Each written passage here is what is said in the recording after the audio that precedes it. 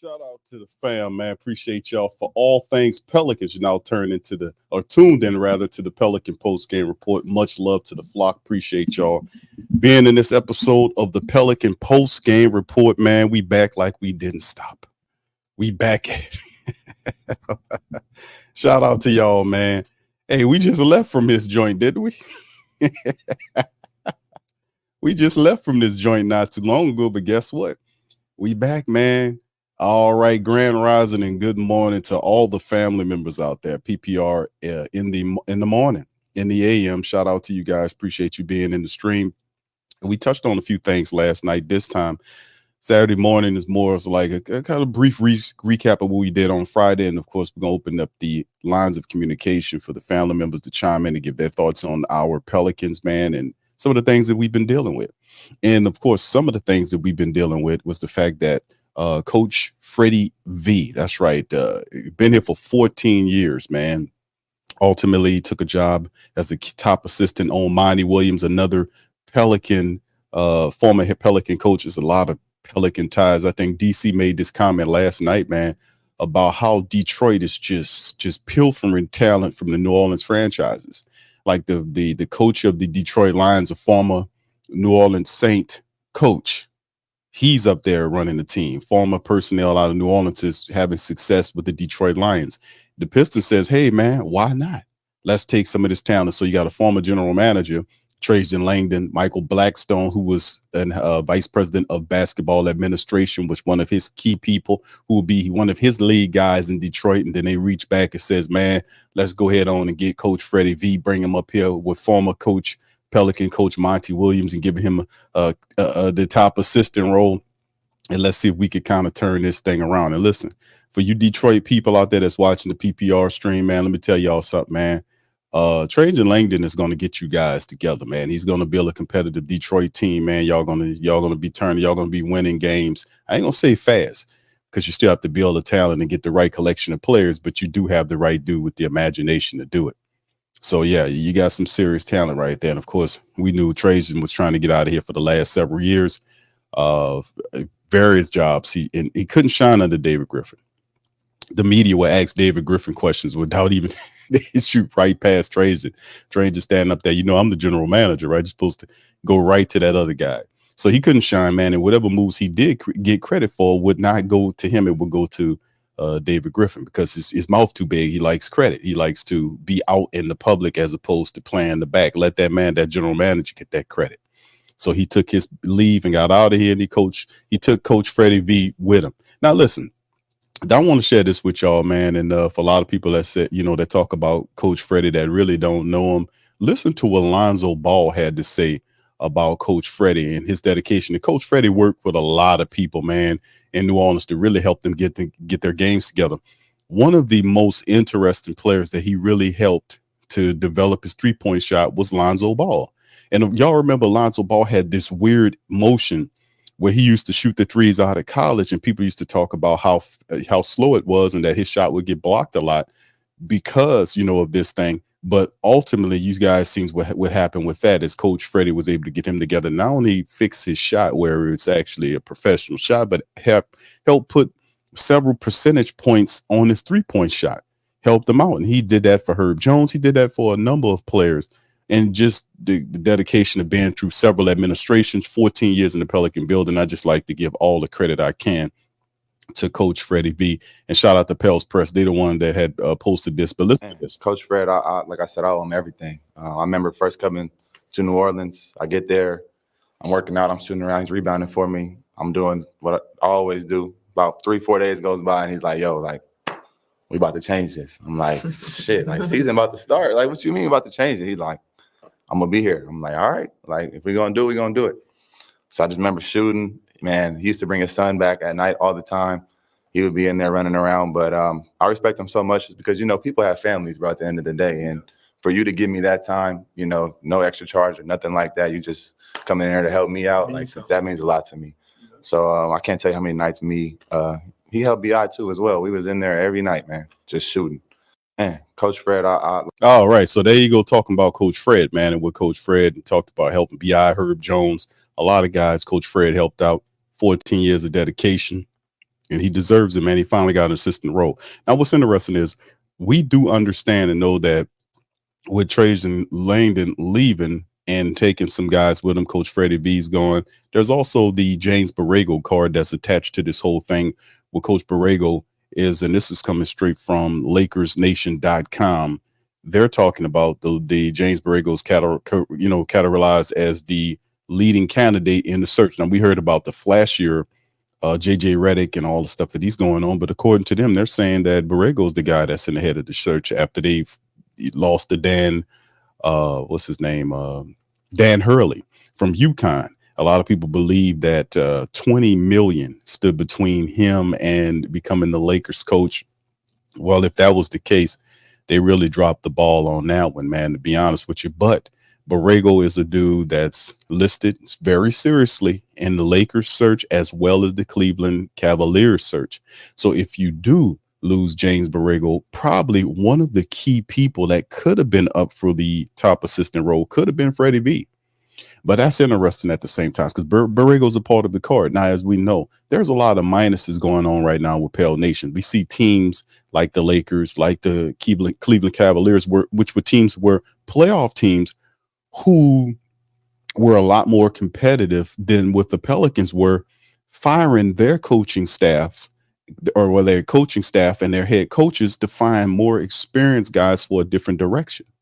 Very interesting, right? And we know that these teams right here, they have a good collection of talent. So they're not settling for just being where they were. They want to go past and beyond that.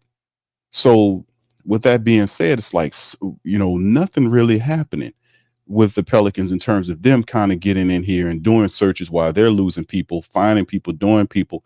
It's a feel like they're on a wait and go see approach with some of these maneuvers while some of these guys are leaving. You got to make moves. You can't be docile. You got to be proactive and you got to get things shaking and popping. And far too often, it feels like the Pelicans organization, like it's on some little really Saturday afternoon stroll. That's what it feel like. Everybody's in the mad dash to make sure their teams perform better and get to the next level. And the Pelicans are like just strolling along. Yes, that's the kind of feel that we get from the Pelicans. I don't know. It's kind of weird, man. But anyway, let's keep it going, man. And this is another article I want to share with you guys. And this is basically just talking about the Pelicans and ideas of who can possibly be replacing if Borrego takes the Cleveland job or the Los Angeles Lakers job. Who could be candidates to kind of step in that thing? You lose Coach Fred. Who could be a candidate there? Who could be, if you lose your top assistant, who's a candidate to replace him? So Chris Dodson at the Clutch Sports wrote this article about why the Pelicans must add Mike D'Antoni to the bench amid coaching departures. Now, we talked on a little of this last night. We gave our analysis and breakdown on some of this stuff, but just to kind of introduce the thing, this is what his thought process was in terms of who he believes should be there. And it's interesting, though, to be honest with you, because some of these names, I don't know if the Pelicans could get, but it'll be interesting to see if that is indeed something that, this team could possibly move in the direction of. Now, this is what he thinks after all of the smoke clear. No one was left to be picking over the left. Those organizations already lost multiple executives, head coach, executives, which you're talking about Trajan Langdon and Michael Blackstone, and Pelicans associate head coach James Borrego is in the mix for multiple leading jobs, Lakers and Cavs. And Wojnarowski reports that long-term shooting and development coach Fred is gone as well. So it's quite a few people leaving the Pelicans building, heading on out. But who are they looking to kind of head back into this thing to kind of fix things? And of course, this is what they were talking about here, that exits of leading voices are perhaps a reason to call up one of the most respected offensive minds in basketball, which is a thing that kind of caught my eye. And I'm like, well, okay. Mike D'Antoni was a guy that's respected in NBA circles. I mean, he runs a very fast offense, not much defensively speaking, but offensively wise has a very decent offense. And I thought to myself, like, man, if they wanted to go dig back in the day when they got rid of Elvin Gentry, why didn't they grab D'Antoni? Why go get Stan Van? It's just dumb moves. But anyway, D'Antoni in August, the Pelicans did hire him in the August of 2021 as a coaching consultant. and that's to assist Willie Green, the first-time head coach. D'Antoni was named the 2004 and 5 and 2016-17 Coach of the Year while with the Suns and Rockets, and could provide a calming, known voice in the locker room if Willie listens to him consistently. D'Antoni lacks an NBA championship, but the 7 seconds or less architect is bound for the Naismith Basketball Hall of Fame as a coach and overall contributor to the game. Those 7 different titles in Europe cannot be ignored for the career ladder climber. Titles wherever they are won, and D'Antoni has constructed winning offenses. Those teams just lack the kind of defenses Green is known for crafting. Now, you can't take nothing away from Willie. Willie runs a decent defense at times, but that gets in his way. You know, he has to be more of a balanced-minded coach. He does, man. Adjust faster, Coach Willie. Adjust faster, bro. For real, man. Adjust faster. And Antonio Daniels says, KYP, know your personnel. And I don't think he knows his personnel, especially a lot of the bench guys, some of the young guys. You got to use those young guys to win, man, especially coming up this year. You got to dig into that bench, man. All right. Anyway, taking a bigger role with the Pelicans will bring some added pressure and the stress for the 73-year-old. However, personal observations during summer league action suggest that Mike D'Antoni is fine taking a back seat during the live game action. Green is young enough to do the required yelling, while the elder statesman gets enjoyed leading detailed practices. Willie Green ain't gonna do a lot of yelling, and his mantra is, "I'm not gonna call you out. I'm gonna call you up." That's what. That's Coach Willie's thing. And listen, man, like I said, I like Coach Willie as a person. I think he just really needs to take that next step. Like, he's been here for 3 years. Coach Willie really needs to take that next step in year 4, because he is the gateway in which the team will get to the next level. He has to improve strategy wise. He has to improve in adjustments and it just all kind of ways. The man needs to just in year 4, we need to see a massive amounts of progression for Coach Willie leaving the team. But here's some ideas that the writer had in terms of replacements for some of these guys that we lost. Pelicans looking for experienced replacements. New Orleans is looking for fresh faces, but they need to bring in a certain level of experience. Steve Nash, James Harden won the NBA MVP under D'Antoni. That should get Zion Williamson's attention. Getting to work with Zion might not be enough to entice D'Antoni down to the bench for a full 82-game slate, though. If not, other experienced coaches can be approached with the position on staff. Who has he mentioned?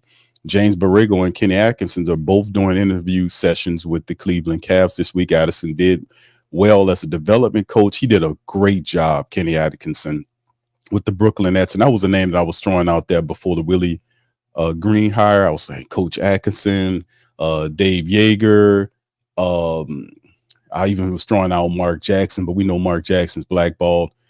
There's several other coaches that we were looking at as well when we hired Willie that was out there.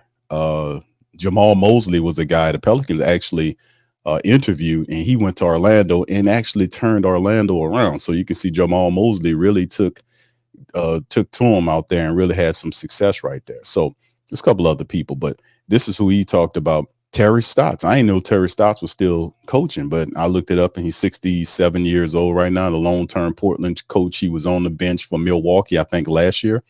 Dave Yeager, Sam Cassell's another guy. Sam Cassell's overdue for a role. I don't understand why Cassell hadn't got an opportunity to be a coach. I really don't know. Sam Cassell been in the game for a long time, and other experienced names that might be ringing out New Orleans soon. Other less experienced names to consider for the assistant coaching jobs is Lloyd Pierce. I remember Coach Lloyd. He was the former coach of the Atlanta Hawks. He had some decent stuff there. Mike Weinar from Indiana Pacers, Chris Quinn, who is, who's the assistant coach on the Miami Heat, Jordan Sears for the Texas Longhorn G League team, TJ Saint from Birmingham, and also Jody Meeks, or potential coaches that could step up to the organization and kind of move themselves into a role there. Bringing in an experienced voice helps Griffin keeps his job and make a change if next season goes south under Green. So bringing in an experienced voice helps David Griffin keeps his job and make a change if next season goes south under Green. So that's the thing. Now, we did hear about, and it was broken about the Pelicans, and I termed it as a secret extension because it was reported by several reputable writers and insiders for the Pelicans that the Pelicans did sign Willie Green, David Griffin, and Trajan Langdon at the time to extensions. We don't know how long the length is on the extensions, but they did that late in 2023 and then reported it in 2024, way in the summer. So we talking November-ish, somewhere around there, November, December of last year. And then they reported it in the summer of 2024, and then didn't allow the reporters to field questions about the extensions. They just let it leak a little bit. Then we couldn't talk about it anymore, which we continue to talk about it because that's an underhanded way of doing business with it. And that's just proof that Gail Benson don't know what she's doing. And Dennis Lauscher don't know what the hell he's doing. And that just proof that nobody's checking for these people. You can't have a guy to sit up on his ass on top of your team for 5 years and have a losing record as a VP for the last 5 years and just spew out a bunch of generalities and no specifics on how the team is going to be anything. I continue to put pressure on him because nobody else is doing it. Nobody's putting pressure on David Griffin. You can't just stroll along for 5 years and show we didn't win in every year. No, we would have been winning if you'd have done this dumb shit with 3 coaches in 3 years starting off. 3 coaches, 5 years, and we got Willie because he was cheap.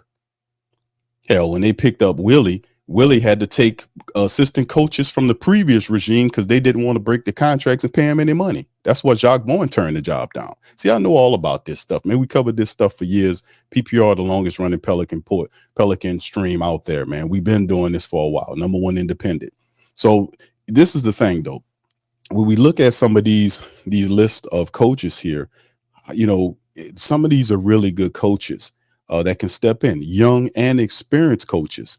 And the thing is, if like you have a James Borrego, which was a good move. A lot of people don't like James Borrego, because they criticize his defense as a head coach. He wasn't, he didn't have the kind of talent he needed to have in Charlotte. But James Borrego is a very well respected coach in the NBA circles. He has a very good offense. And if you remember when James Borrego came in, when Willie Green had the C-19 day when he missed the 1 game, we kept asking about wanting to see what type of offense that James Borrego was going to introduce. Well, when Willie was sick that game, James Borrego coached that game. It was a total different team, and that offense came alive. And for most of the remaining of the season, it stayed there. And then we started seeing it in 1 game. So at some point, it just went to show me that, okay, prior to that, Borrego was there teaching offense, but it was it had to be like a clash of philosophies why we weren't seeing it hit like we were supposed to. And then it just explodes in 1 game where Borrego's the head coach or he's filling in for Willie. So that's the thing. Willie Green is a cool dude to hang out with. He's a respectable guy, but at the end of the day, basketball wise, he got to get better. And he has a pretty decent staff of assistant coaches around him, but you have to be able to listen to these guys, and you have to do a better job when you're blessed last year with a very deep team. The Pelicans could have went 10 deep most nights. They really could. They didn't have to shrink to go 8 or 9. They could have played 10 every night. They were a deep team. You had guys that were contributors, guys that fit in what they were doing. They had 3-point shooters. They had defensive players. They had hustle guys. You had a different combination of players, and there was no need to over rely or put more pressure or more minutes on players. You didn't have to do it, especially when you got certain players that are, I ain't gonna say injury prone, so to speak there. We ain't gonna say that kind of stuff. But at the end of the day, we understand what we got to do as a team to kind of move this thing forward. But anyway, not having a backup plan would be a reason enough for ownership to clean house despite having signed Griffin and Green to contract extensions last spring. It wasn't last spring. It wasn't last spring. It was he says last spring. It was actually late in the year, according to what the reports are. Having a seasoned leader ready to take the reins might just be enough to save the season, which could buy Griffin more time. That's just one reason why a Hall of Fame caliber voice could do it. Now, the Pelicans are going to make moves because, like I said, I think Pelicans are making moves, and they kind of, doing they're doing the, okay, I messed this up. Let me cross this out. Let me cross this out. Let me cross this out. But process of elimination. But like I said, I think a lot of it in 5 years of David Griffin being the VP of the Pelicans organization, I think the Pelicans should be a lot further along than what they are. Really, they are. And we're not void of talent. It's just weird decision making at times. But can we build on what we got? Because we're about to reset the core again. That means having the right philosophy, getting the right people along with Coach Willie having the maturation process needed to go into his 4th year. The team has to improve. We're trading out BI to get another star. because I think that's what the Pelicans. I really think the Pelicans are going to go after Trae Young because they want to have a superstar to pair with Zion Williamson, which makes sense in my book. It helps with the sales. And plus, with the Southwest and all of the competition that you're going to be facing with in the West, it makes sense to go out and see if you can get the very best for your more bang for your buck, so to speak, with the BI trade, because you're not going to pay them. And then ultimately, maybe not this off season or this time frame, but prior to the trade deadline that's coming up in the upcoming season, you're going to see CJ McCollum get up out of here too with that expiring deal. So the Pelicans, like I said, resetting the core and starting all over again, so to speak, to build around Zion Williamson. Going to be interesting moving forward. So we just at the onset of this, man, to see how it goes. All right, fam, y'all see a few family members about to chime in here. Listen, if y'all want to chime in, man, I'm going to get ready to open up the lines of communication for you guys for PPR in the AM, man. The link is in the chat. Shout out to my dog, OG Jerry. Big ups to y'all. Good to see you all here. Big ups to everybody, man. Young City, Michael, I see you, fam. Appreciate you. Both Michaels, Michael Morgan and Michael de Blasio. Shout out to you, bro. Appreciate you. Michael says, I agree with you on Griff, but you have to have blame. Yeah, I'm with you. I agree with you, Michael. Not wanting to pay the luxury tax. Just look at the Graham trade gave up 4 seconds to go over the cap. See, that's what we talk about when you have owners that know.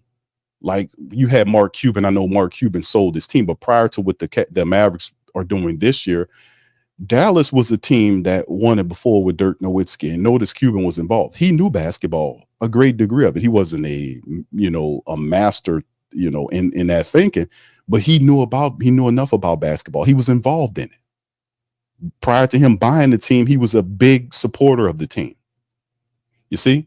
It's different when you have a person who was an interior decorator who got with the man, they got married, the man passed away, left those two big teams, and she knows nothing about none of that. And all she doing is relying on the guys that he left her.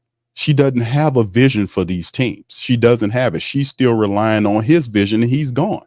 And I'm not saying a dead man's vision can't carry forward in the world of the living. I'm saying as a leader of the team, you also have to have a vision of how far you want to take this. And you have to have your own team as well. And a lot of these people like David Griffin is just, man, listen, man, 5 years and a sub 500 record as a VP and 3 coaches in 3 years. I've been pinpointing this stuff about this guy because if you was really, and remember, and this is the thing, when he left Cleveland, he was 178 and 101 as a VP. See, I done did all the research. I done presented it to y'all. 178 and 108 as a general manager of the Cleveland Cavaliers. And remember, who was there when he was there? So how do you go from that to what you are here with this gobbledygook about good human beings and all of this fanciful rhetoric that has nothing to do with anything? These flowery, just ridiculous speeches about this, man, to hell with that.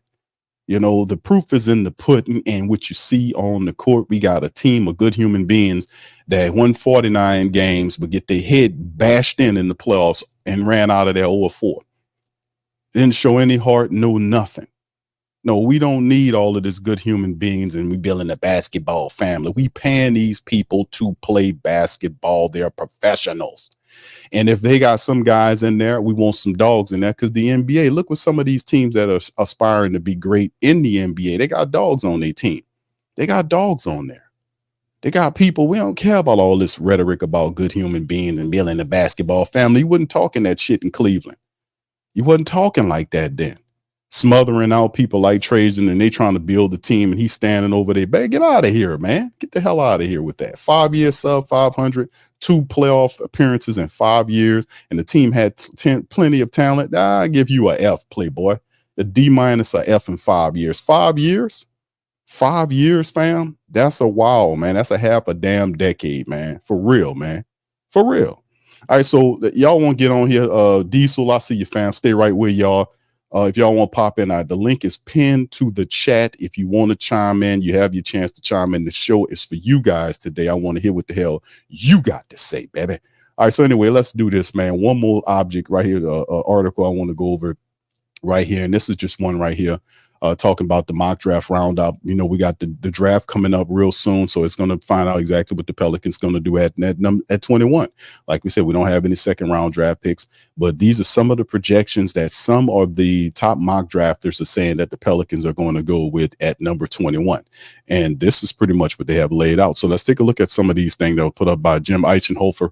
And he says NBA draft analysts attempting to project New Orleans' lone 2024 pick currently have bigger dilemmas on their hands, including trying to forecast which player will go to Atlanta because it keeps switching.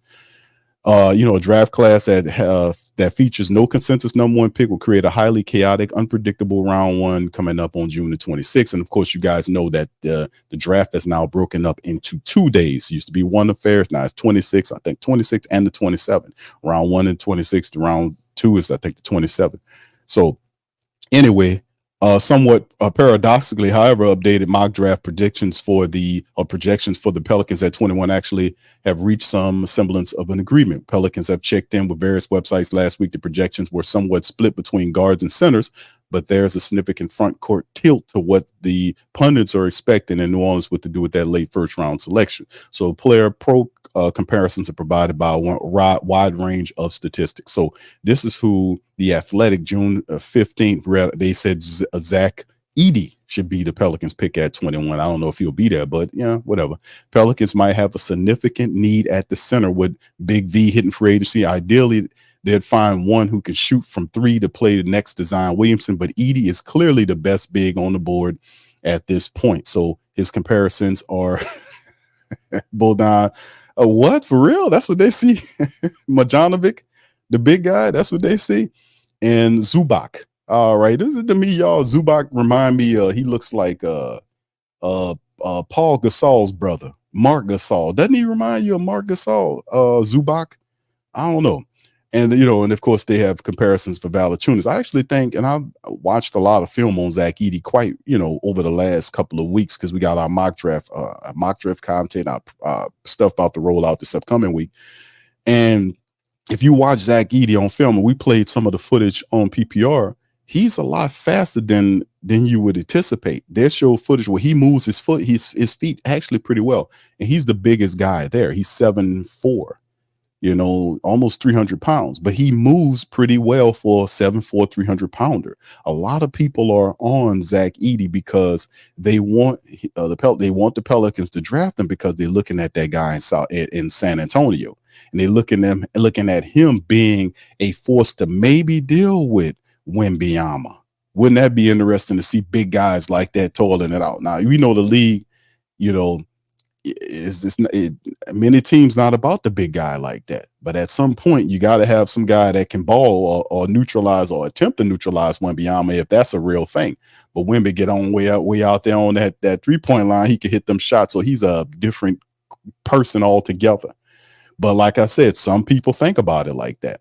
All right, the next one here, Bleacher Report, June the 7th says Yves Massey with the Baylor Center, and this is the guy I think that makes sense for the Pelicans. Measure well at 6'11" in socks, got a 7'2" wingspan. He should start the draw around the mid to late first round interest from teams that covered the defensive upside as a rim protecting his ability to move his feet around the perimeter and recover in the pick and roll as well. So his comparisons are Clint Capella, Jalen Duren, Kevin Looney, and Mark Williams, the big guy from Charlotte. So, that's a guy. Messi was a guy that I was looking at, and I was saying, yeah, that guy might be somebody that Willie, part of the switch all until you die philosophy that Willie Green uses.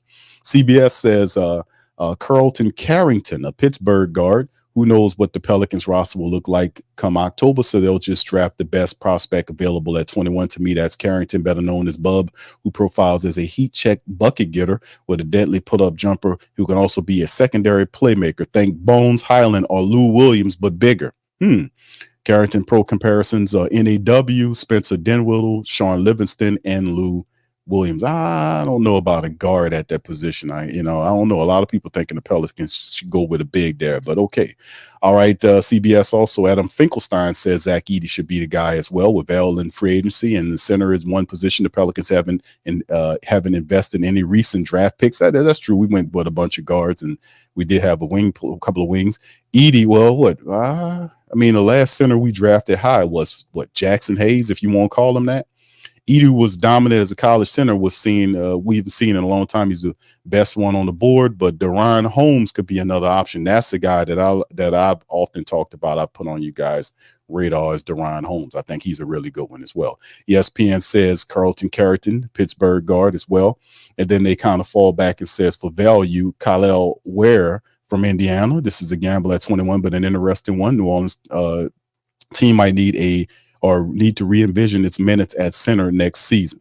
Pro comparisons to Jared Allen, Mo Bamba, Brook Lopez, and Miles Turner. Hoops Hype says Zach Edey's your guy.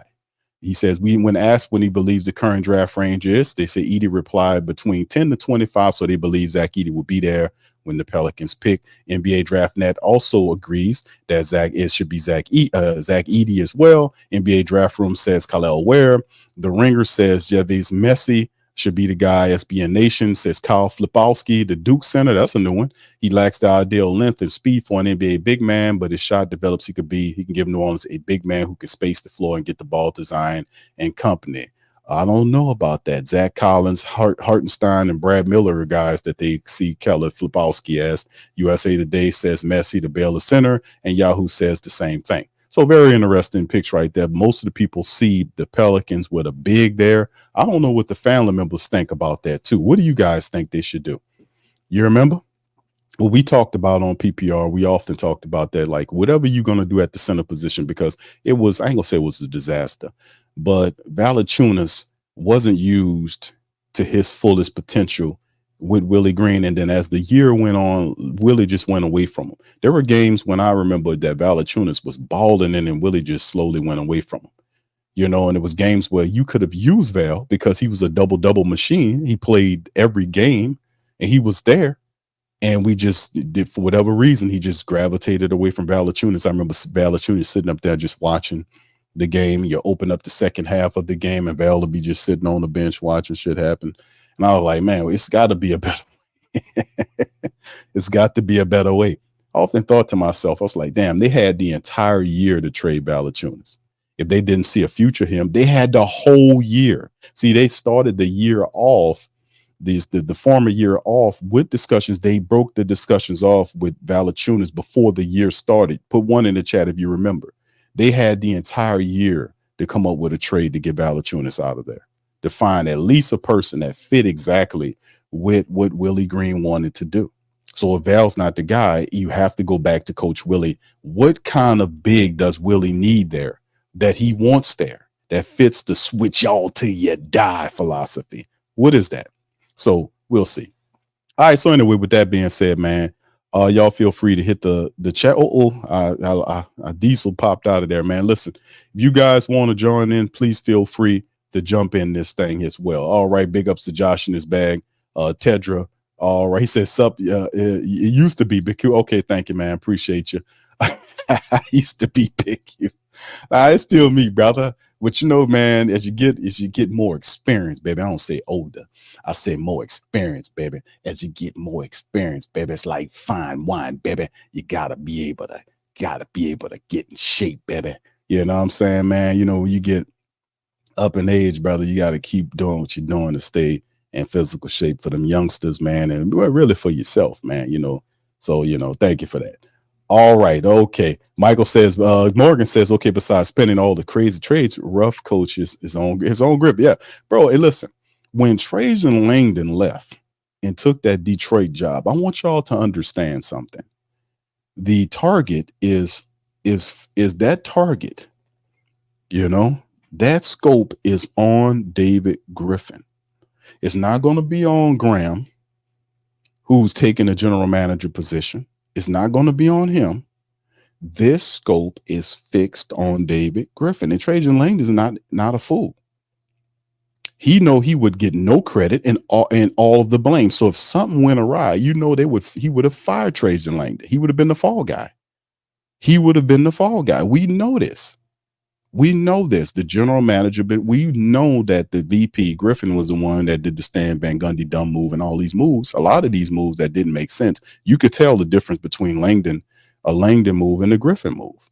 The Stan Van Gundy move, that was straight up David Griffin. But yes, Gail don't know nothing about, and you giving extensions to a guy, man. They're not paying attention, man. They're looking at the balance books. That's what's happening. I'm just keeping it a buck. All right, Diesel, how you doing, brother? Welcome on in. Appreciate you waiting by. How you doing, sir? What's up, man? How you doing? Good, my man. What's on your mind today, bro? I love the game. You hear me? I'm good. Oh, this is Don, man. What's up, Don? Yeah, what's up? Yeah, I'm Diesel, man. So okay, I'm bad, brother. You sound like my brother Don. No, that's right. Yeah, what's going on, man? That's me. How you doing? Okay, good. It's been a while.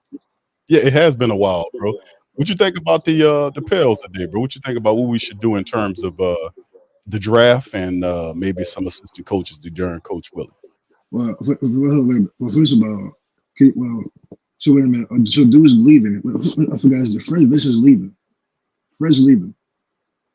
Wow. Right. So, you better go. You better consider a guy like JB Bickerstaff. Then I consider him. I consider him big time. Yeah, JB Bickerstaff. Yeah. I consider him. Who else you got? Well, no, Don Ham. He going to Milwaukee with Doc. So which is good, by the way. Yeah. You gotta consider JB Bickerstaff. Man, they trying to consider Mike D'Antoni. I'm like, why would I sign him? I would never sign him. Never.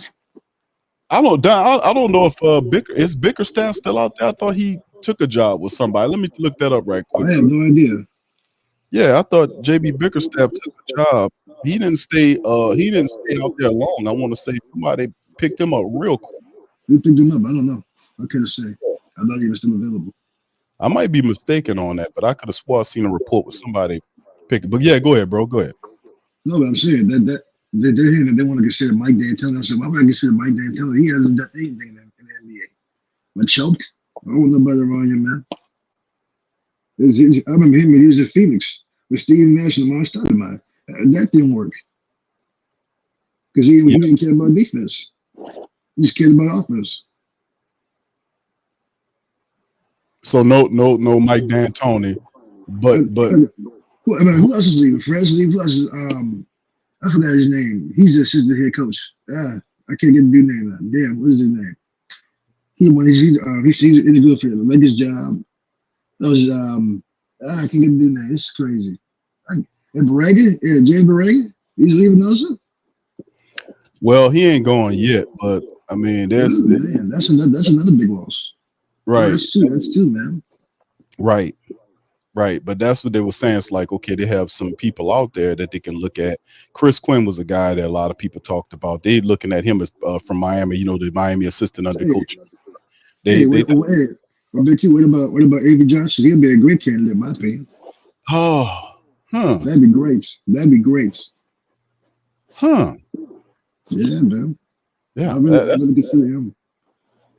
How about let me throw some at you. What about they got Terry Stotts. You remember him? I'm a Terry. Terry. And you know what? Dwayne Casey, he's another one because they've coached together. Those in Dallas under Rick Carlisle. They won that championship in 2011 with Rick Carlisle. So they're all right. Shit. Terry Stotts all right, but Terry, I don't know, man. Who else? A couple of guys I like. They're not gonna do it. We know Mark Jackson is not gonna happen. Mark should have a job right now, but we already know why. Yeah, that's not gonna happen. They talked about Dave Yeager, who used to be the. I remember Dave. Dave used to coach there under Monty. Dave coached there under Monty. He was there when they went to playoffs the first year before Chris Paul left. I mean, Dave was all right. Dave was good. He took that Memphis job when they had Marcus Gasol. Tony Allen was my favorite defenders of all time. Conley, Gasol, Zach Randolph was one of my favorites. He was my favorites all the time. He another one. Dave. Dave. I totally forgot about Dave. Who else? I was definitely consider Dave. Who else? Man, I gotta do some more. But yeah, it's a lot of assistants that they talked about. Hey, what about Randall Hollins? He's another one. I like him. He's another one. Which one? Lionel Hollins. Oh, right, yeah. He's another one. He's probably talking about this. He's another one. He coached. Don't forget, he coached the Western Grizzlies to the Western Conference Finals, and they got fired. I never forget that. I said, I get fired somebody. I said, he crazy. He achieved it for you.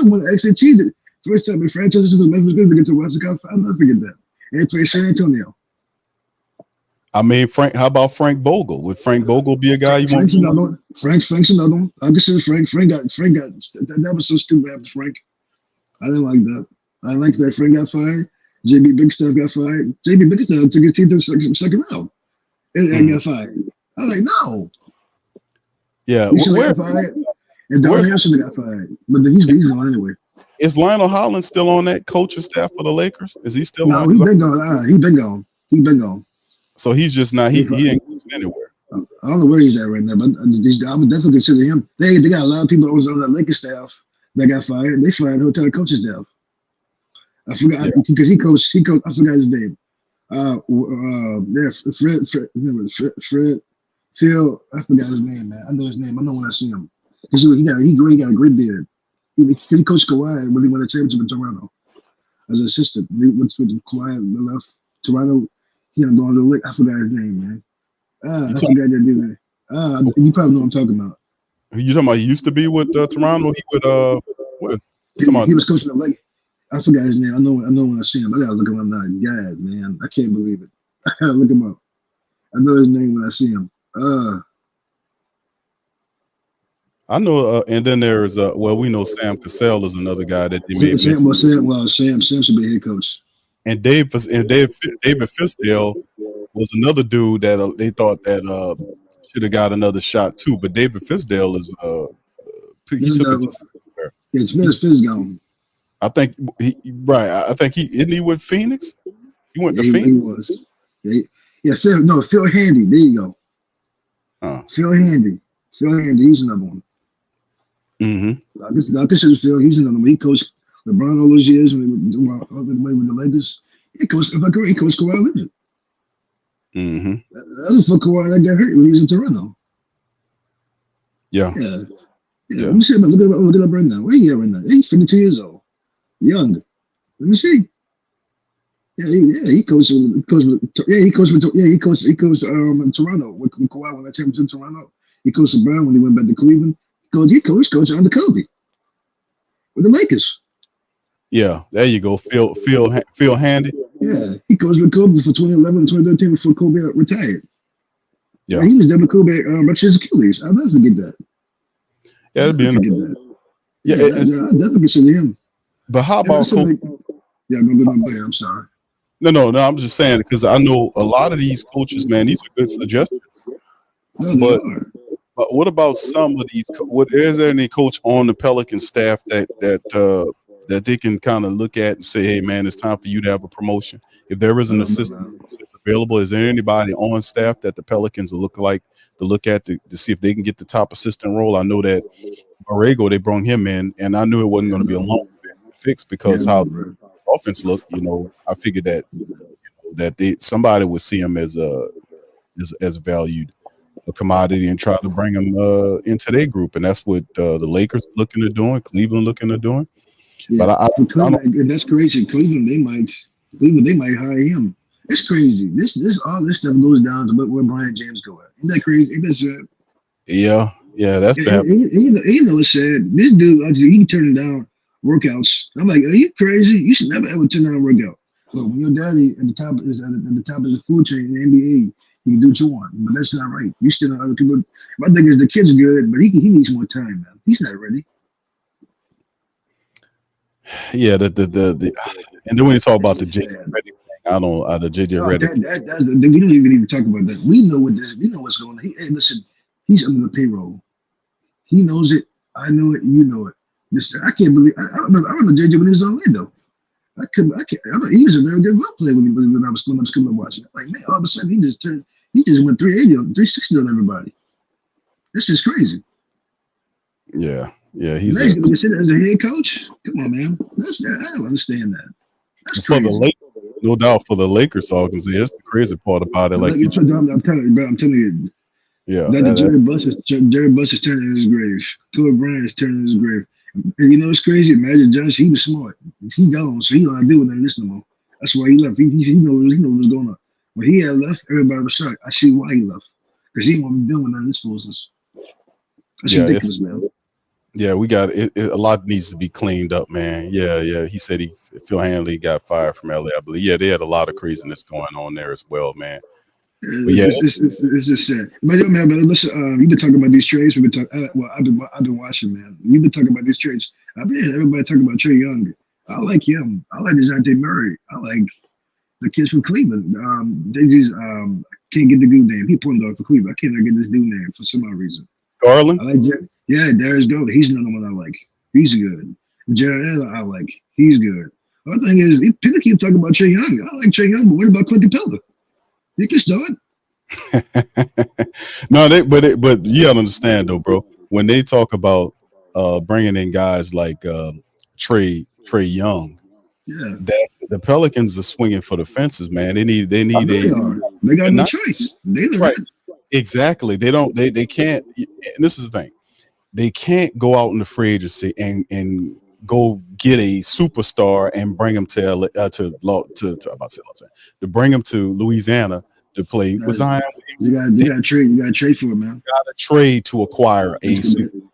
And listen, you do whatever you got to take to get Trae Young. Listen, if I can get Trae Young and Clinton Pelton in the trade package, I'm good. Well, Well, the thing is, they leaked. Remember, it was Murray. No, it was I'm talking about Spider Mitchell. Spider Mitchell. Spider's not going nowhere. Spider's not leaving Cleveland. I know, but see, we talking about players. When you talk about players at that position, the Pelicans are looking at that are superstars. Yeah, but Spider's not playing. He's a shooting guard. Where you put out? But if you bring him in, he's not going to play shooting guard. He's going to probably be your lead guard. Why? You know, so that's what they're. He's a shooting guard. He can play off ball. He's good. I like Spidey. But Spidey good. Spidey all right. But my thing is, he's not a point guard. He's a shooting guard. I got John Harkins for that spot. I know, but see, that's the thing though. Can he play the point guard? That's crazy. I know they're crazy. That's crazy. I don't think the Spider Mitchell thing. I don't think that's happening anyway. That trade they want Garland and they want Jared Allen off of Cleveland. I'll take them, which is crazy though. Well, Cleveland's basically right now. It's early on. We in smoke screen territory. Yeah, they're trying to get rid of a lot of cap. So, exactly. I'm telling you, that's crazy, bro. LeBron might go back to Cleveland now. Isn't that crazy? That's not stupid. LeBron might go back to Cleveland. Nah, he ain't going back to no Cleveland, man. I mean, if LeBron leaves LA, and matter of fact, I don't think he leaves LA. I think he's posturing. He told LA to do what they got to do to get a coach and all that nonsense. But his agent will come out there talking about things going about more about Anthony Davis and LeBron. Okay, he's gonna come out talking about LeBron. Don't want nothing to do with coaching with the surgeon coach. Fool, everybody knows you involved. You don't gotta lie. You don't gotta lie about this shit. Everybody knows. You let it out. Yeah, well, I mean, but see, I'm telling you, Big Q, you and him, you can never be in the same room with that dude. But LeBron never deviated from what he said. His plan was to keep playing until he played 1 year with his son. That was the LeBron James philosophy. He never deviated from it. And the Lakers, you know who else in New York, the New York Knickerbockers, they consider also. Because Leon, Wild West and Leon, yeah, bro. Yeah, they're crazy, bro. Why not, man? When he played because his agent, if I'm correct, his former agent is working for the Knicks. I forgot, is it Leon Hayes? Am I correct? Man, that'd be crazy, man. I'm saying they were not in a good place at one time when they split, but now they actually, and you know what's crazy? He went play in New York before the playoffs. This man was on the sideline. No, the report that they won the game. He ended up having a whole New York Knicks tower on. I'm like, wait a minute, you busy telling these people you going to New York? Yeah. I was like, that's crazy. But it is what it is with that, man. Yeah, correct. Yeah, correct. Yes, it's just sad, man. New York is valid though now. They back to playing basketball at a high level, man. It's always good. See, back in the day before we had the Pelicans, back in the 90s, man. Some of my New York was good. I was watching Pat Ewing and the Knicks play. That was because I loved the style of basketball. I wasn't really a Jordan guy. I didn't like the Jordan. All I respect. Who did you like coming up? I like Dominique Wilkins. Dominique Wilkins was one of my favorites. I remember, Dominique Wilkins got stole. They stole his award. They stole his dunk. I think he won that dunk contest. I think they just won the first mic. Dominique was a dog. He just didn't. Dog, man. He didn't have the squad. he didn't have the squad, man, to compete with Jordan. He built around Jordan correctly, not so much with Dominique. Crazy. Yeah, And the Rivers, crazy, bro. Dominique was good. Who else? I Dom, like him. He one of my. I keep talking about it. Dominique Wilkins and Dr. J. Julius Randle. That's the two best thunders of all time. It's not Jordan. well, yeah, but it did. But the thing is, though, like when you look at that, man, I like New York how they played with Pat Yeah, Ewing and Charles yeah. Oakley, Charles I Smith, remember, I and remember Charles. Charles is all good. the John Starks. Starks was my favorite. hmm I Starks was love my that. favorite, man. And I respected LA too, because you respect the winners, man. You respect the winners because they're Well, competitive. yeah. Yeah, a lot of people don't like Lakers or Boston, but look who's No. playing for the Oh championship. God. Hey, nobody like Boston. As you get Nobody the, likes Boston. And you know what's sad? Boston quit last night. I did not like that. I said, you gonna quit this game and go back to Boston? And well, y'all that's crazy. politics going on right there, man. Oh We got yeah, bro. Yeah, that's all that was.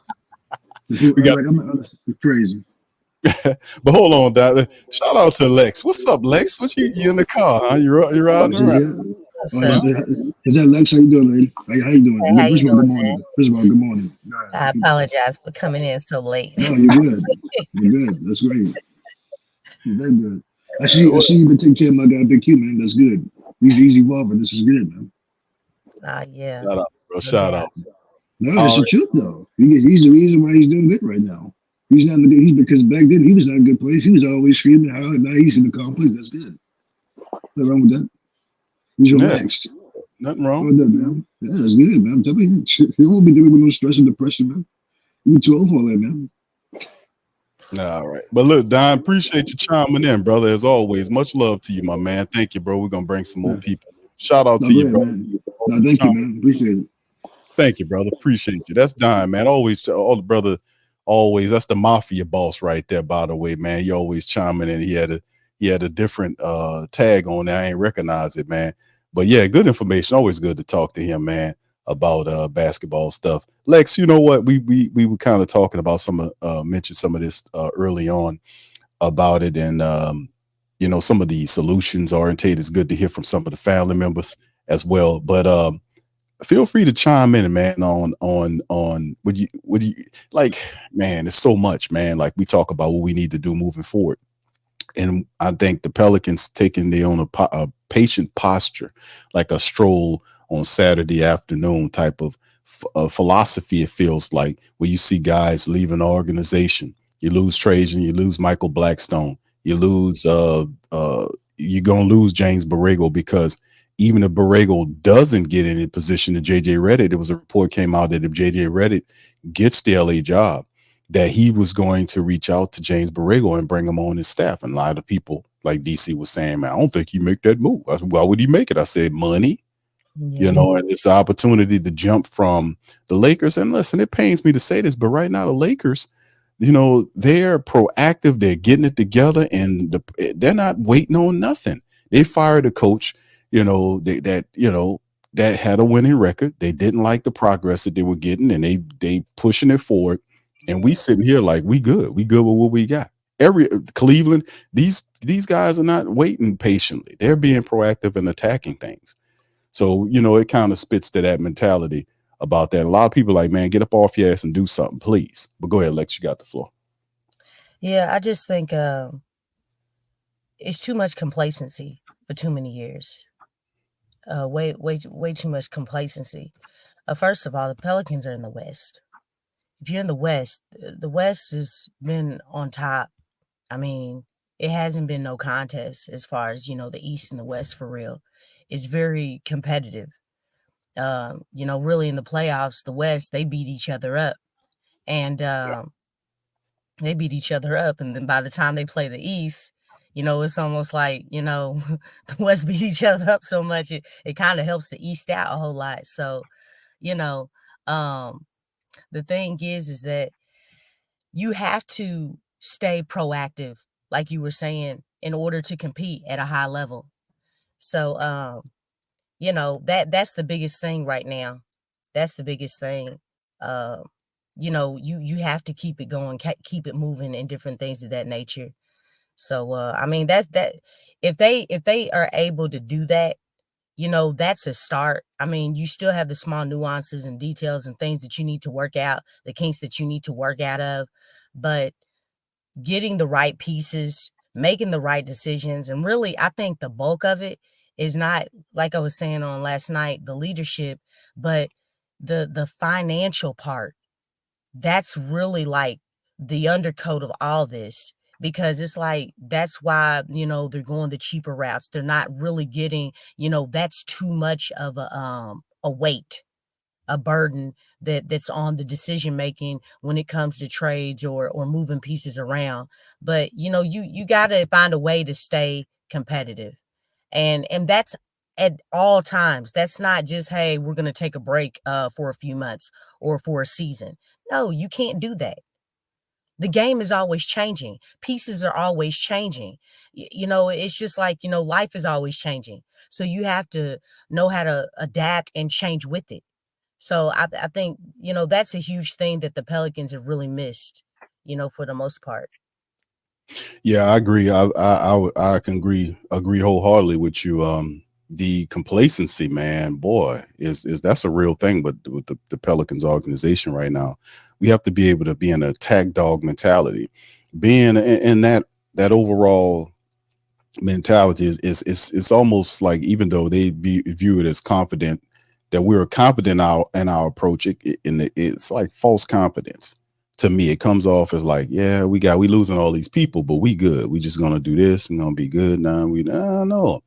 You're not in the position where you can sit up there and pretend to be something. Now, listen, this changes to me. Now, some of the people will say, and I've been told this, Q, hey, man, they tell me this all the time. 40, man, we won 49. We tied 49 games. That tied for the second most in Pelican history. Well, we had a sorry history, okay? And I'm a diehard here. And I'm saying that we had a sorry history as an organization, man. We've had poor leadership over the years. You want to talk about Jeff Bowers to all these other old general managers that ain't hitting on nothing. Matter of fact, he ended up in Detroit. It's a weird Detroit, New Orleans pipeline when it comes down to basketball, fam. That, man, if I go show y'all some stuff, it's a weird pipeline, come to think about it. But it's all these people that either it was just not what it's hitting for. And as New Orleans is like, okay, we're a small market, but this team makes a lot of money down here. They use that small market lie. Yeah. This is an NBA team. They bought, right. It's this team. The man got the team from the NBA for $338 million. The Pelicans are worth over $2 billion right now. The owner of the Pelicans, Gail Benson, is the richest person in the entire state of Louisiana. She was on the Forbes list the last 3 years, and each year her earnings, according to Forbes, goes up $1 billion. She went from 6 to 7 to 8. She's worth over $7 billion. That shit way worth more than that. It's just what she decided to report on. But what I'm saying is that now they looking at they got their little stoolies out there running around trying to push for the Pelicans to get more money to now renovate the Smoothie King Center after spending hundreds of millions of dollars renovating the Superdome so they can cash in. So I'm not playing that crap with this team, man. If you get and I see we're tied in because this was the year in which we were supposed to see some change right here, but that change was stolen away with the secret extension. We don't know how long Willie Green is here now. Some people say, think it's 2-year extension. I can tell you off top that David Griffin ain't here for no 2 years. He probably got a 5-year extension for another 5 years of giving mediocrity. We are not sitting up here tolerating this stuff. 49 wins and then 0-4 in the playoffs is not going to cut it. And the way you got up out of the playoffs was awful. The Pelicans got destroyed in the playoffs. They got mollywopped. They got disrespected in the playoffs. So whatever you did, and even Antonio Daniels, shout out to him, he was like, man, what you did in the playoffs, that just undermined with the regular season. So miss me with the 49, because that's what they're going to do, is they're going to come with 49 wins means such and such. But like I said, man, the key to it all is not so much even David Griffin to a degree. I'm going to go to Coach Willie. He has to make a giant leap in abilities in year number 4. And I know Lexxah ain't much of she don't think that's going to happen. And a lot of that's self-inflicted because the guy too goddamn stubborn. I like Willie, but dude, you got to know how and man, his feel for the game, instincts for the game is not all that, man. It's very evident that his instincts and stuff like I know he studies the game, but it's the instinct, it's a different Gotta thing. feel it. It's different. I was telling DC this the other day when you talk about instincts is a different mind from your thinking, like your thoughts, like you thinking could get in the way, like you get that first instinct. It's almost like it's like a woman. She has what they call what is it called? Womanly instinct, you know, and she'd be like, well, hold on now, something wrong over here. You see what I'm talking about? So she know, he's like, how you know that? Because I could just sense it. You know, I done had situations where people will say something. I'm like, what? I ain't doing nothing. I'm chilling. You know, I'm good. Well, I thought something. I'm like, girl, you got faulty instinct going on over there. But I'm just saying, man, a lot of time, boy, it's a woman instinct, and it's not like it comes from. It's like two different things because you'll have your initial instinct, and then you would talk yourself out of the instinct. But usually, that first thought, that instinct you get, is the right one. I told DC this the other day.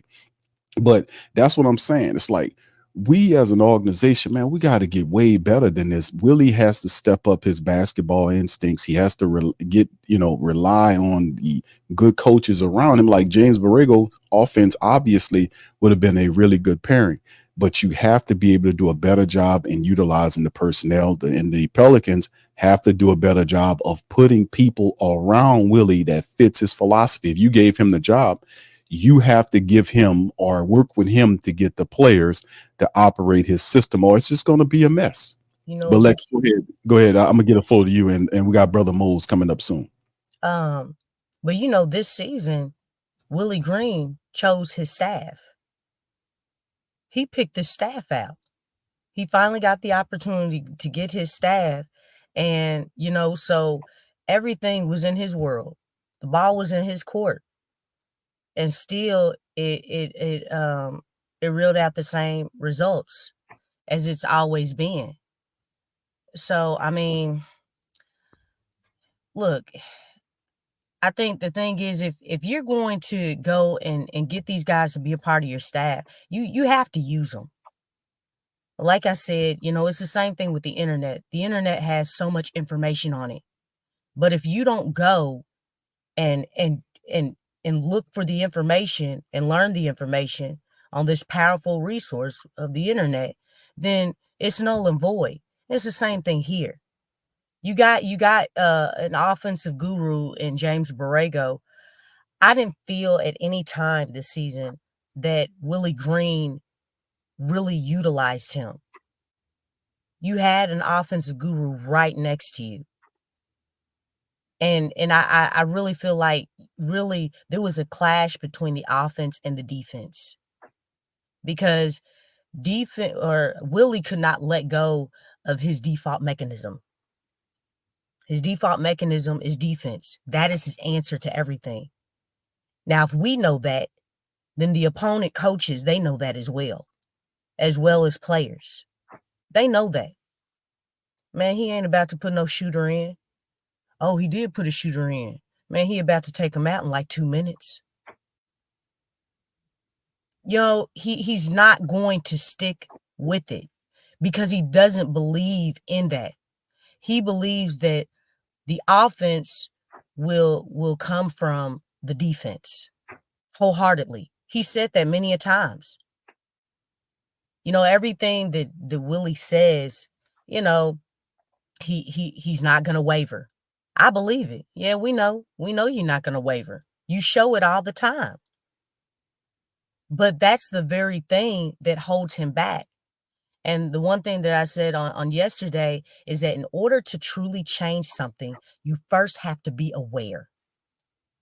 If you're not aware of what you need to change, it's not going to change. Henceforth, I don't feel like he's going to grow like he needs to because I'm listening to him.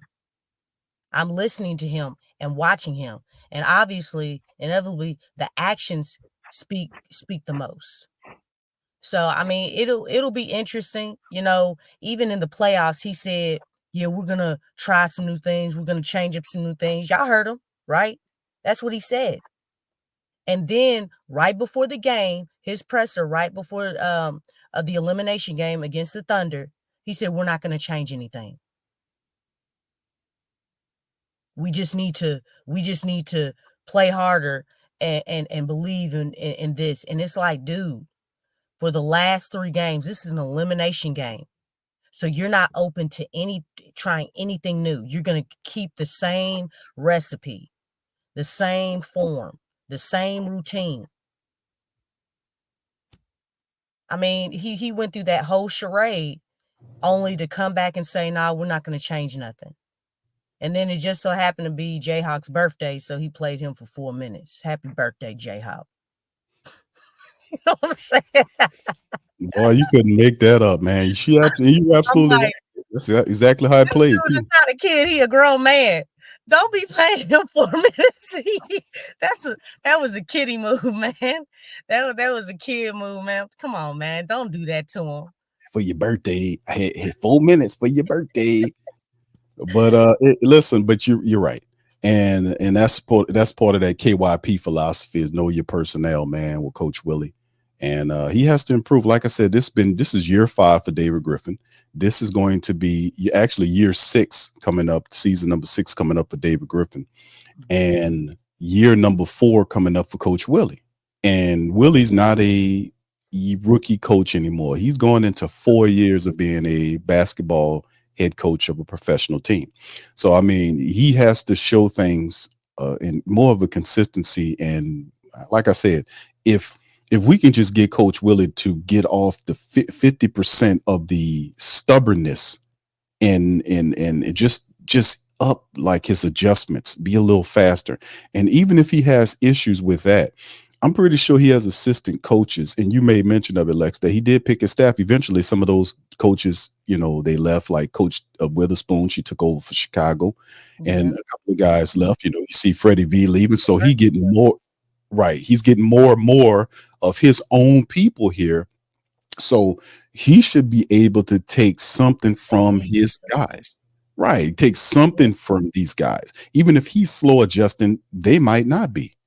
Maybe you need to get some of them guys, say, hey, coach, you need to make, just remind him in certain aspects of the game. If you got those guys and you weak in certain areas, have them to help you and like, hey, man, help me with this, that, and the third, that type of stuff.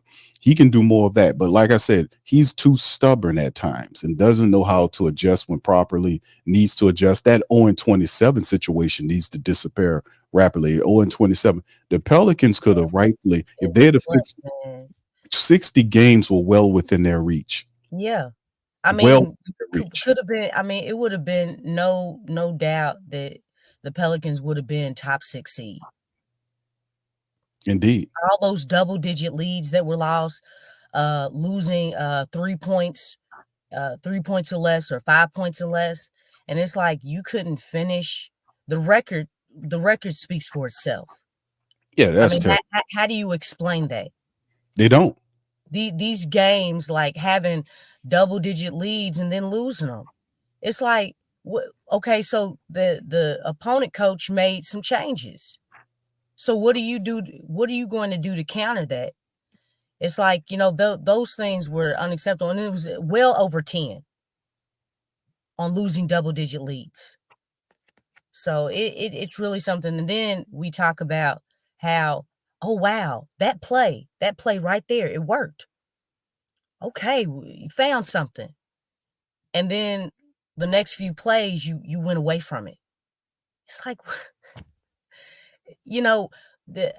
I say all the time, like, when you watch the Pelicans play, the game should not be hard. I think the Pelicans cling to the game being hard. No, shots shouldn't be hard all the time. Yes, you take tough shots, but you shouldn't take a tough shot every single play. If you watch other teams, it's like they got easy layups, open shots, where they weren't under duress and all that stuff. But with the Pelicans, it's like, why are all the guys always under duress? Why is there always tough shots? It shouldn't be like that. Yeah, the game is too hard, Lex. It definitely really is. It's too hard. It's not easy. Yeah. That's why a lot of people have said it's hard to watch the Pelicans play. It's hard to watch them play because, like, what are y'all doing? Just it's mind-boggling. That's also that's Simple leadership off plays the and all that stuff. Yeah. but that's leadership from the head coach level off to because we've seen when the game, like the previous game, like I don't remember which games, but I remember watching because it all kind of fades into each other. I remember watching games with the Pelicans where Zion Williamson dominated the game before, literally dominated the game before doing the point Zion thing. The next game they come out and the point Zion thing, it's like, we're going to come out, we're going to do such. The point Zion they don't even do it. They have CJ McCollum bringing the ball up. CJ McCollum and BI playing ISO ball while everybody watching. And I'm like, well, what's going on here? Why is it? It's the consistency of what the offense is supposed to look like and how it should flow. And this was games where the Pelicans were dominating prior, and then they'll come into the next matchup, and it'll almost be like everybody caught amnesia. Like the offense would stall out, and guys would just be sitting and watching why BI happened too. Yeah, it was very weird, man. Yeah, they definitely would change up the style or change up the whole focal point. But that's one thing, is like we never knew what type of Pelicans team we were going to get on a nightly basis. One night they would play well, next night, and even against better teams. Even against better teams, it's like, hey, it didn't matter if it was a better team or a bad team or whatever. It would always change because sometimes it was a struggle watching games against below 500 teams. Yeah, that's true, man. We can't beat Orlando. I remember Orlando when it first came out, man. We can do the Pelicans have lost the last, I want to say 2 years worth of Orlando games. It's certain teams the Pelicans can't do anything with. And, they're a tough matchup. Yeah, Utah's another tough one for the Pelicans. OKC is becoming that. So it's a couple of teams where, and I'm like, man, that shouldn't even be the case. We have the talent. We're actually better than, so we're failing from a philosophy standpoint, from an execution standpoint, from an intelligence standpoint. Because a lot of these games are just out hustling the Pelicans. Like it were teams I remember watching, like the 0-27, the 49 wins was good, just blowing out the teams. But you really seen what the team was made of when the playoffs started. And people talk about Zion not being there and all this kind of stuff. And listen, BI being dinged up, he was injured. Well, not to the point where he couldn't play, but you could see obviously he wasn't the same dude. But if you're the head coach and you are put into a place where you've lost your number one option, your number two option is coming back from injury and is not 100%, and you have CJ McCollum there, what do you do? How do you handle that? Now, I don't expect you to win the series. That depends, because it'll take a team effort. Like, you would have to dig into the bench, and on the bench you had Trey Murphy, you had Jordan Hawkins, you had Jose Alvarado, you had Larry Nance, you had Najee Marshall. I can keep going on and on. Some teams would be super happy to have talent like that if this guy's hurt, we can go to these guys and help. In Valanciunas, 82 games for the Pelicans, never missed one game. He was available the entire year. We got 2 7-footers we can throw at you, people that can slow him down. Whatever the case may be, if I need a goon to go out there and rough that big guy up, Chet, and beat him up a little bit, kind of push him around, and I know that's not Cody Zeller's makeup, but I'm gonna send him out there. He's a 7-footer I can throw at that guy to muscle him up, to wear him out a little bit. I don't have to put Larry Nance, who's 6'6", run him up against a 7'1" guy or whatever. Why? I mean, I would have to switch it up. And we're rewarded. Let Larry play the 4 every now and again. Why don't you? He can do that. He can play the 4. Let that other 7-foot. I'm just saying, utilizing the talents of what you have against these guys. We got deep benches like these guys aren't guys. They can't make the excuse that, all these guys on the bench don't have no damn experience. You had veterans like Matt Ryan, who's a hustle player who can shoot 3-pointers for you, sitting on the bench not doing nothing. But we're going to restrict our line. It's just the intelligence is what I'm saying. Intelligence, family. That's what it comes down to. But Lex, I'm going to let you had a floor one time. We got Brother Mose and we got Molly Mall chiming in. Hey, fam, listen, appreciate y'all being in PPR, listening to PPR in the AM.